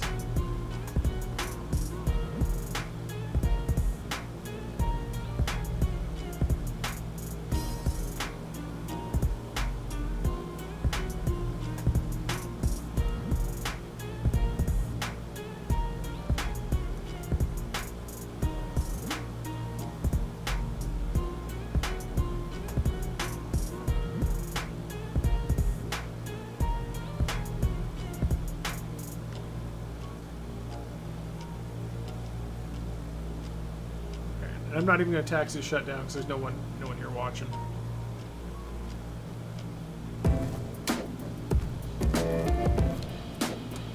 Okay.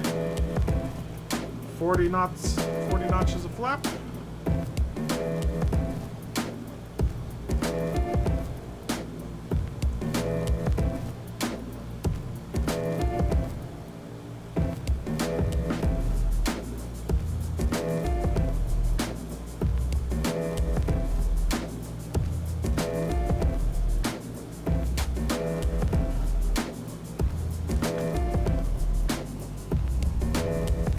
was a horrible touchdown. It's so late. So early.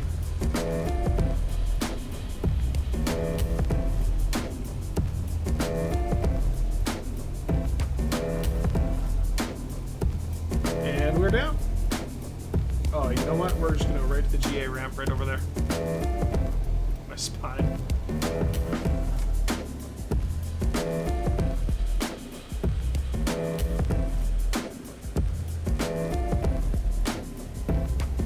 Alright, didn't even use brakes on that whole landing.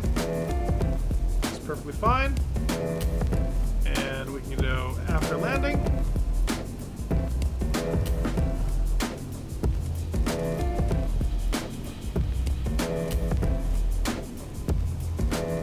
Next off ramp, second the FTO GA ramp, NASA hangars. Woo!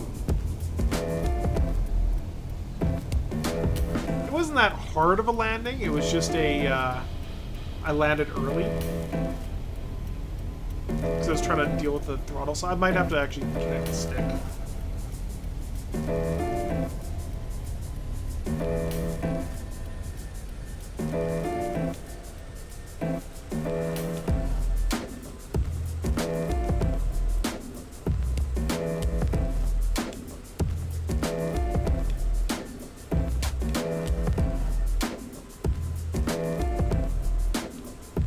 It wasn't too bad. Like, it was...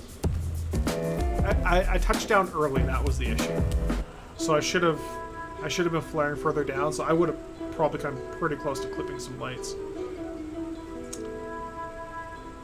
El Paso traffic, November 1337 is currently clear of 26 left for the GA hangars.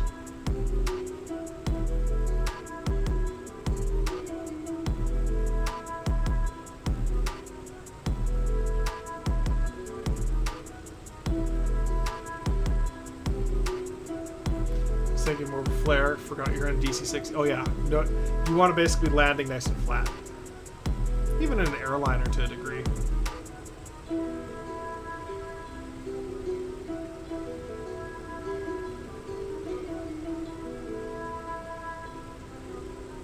Just gonna follow this line here.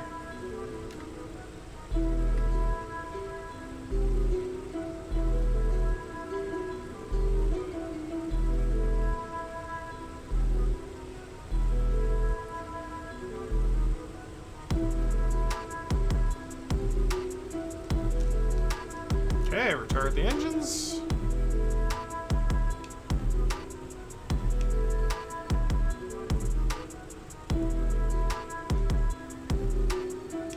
Brakes on. Shut down.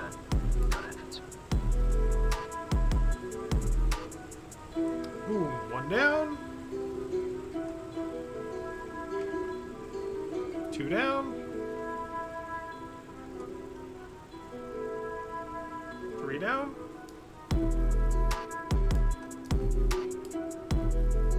So he's killing him with that one. Shuts off all the fuel. Then he's going to kick off the battery up here.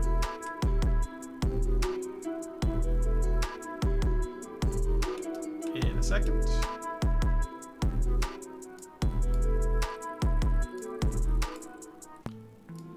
And as soon as he does that,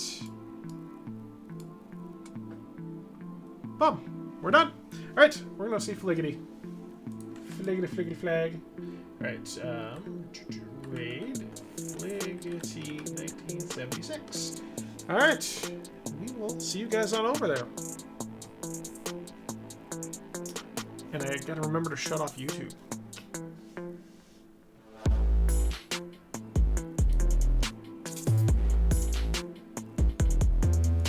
And I'll see you, YouTube.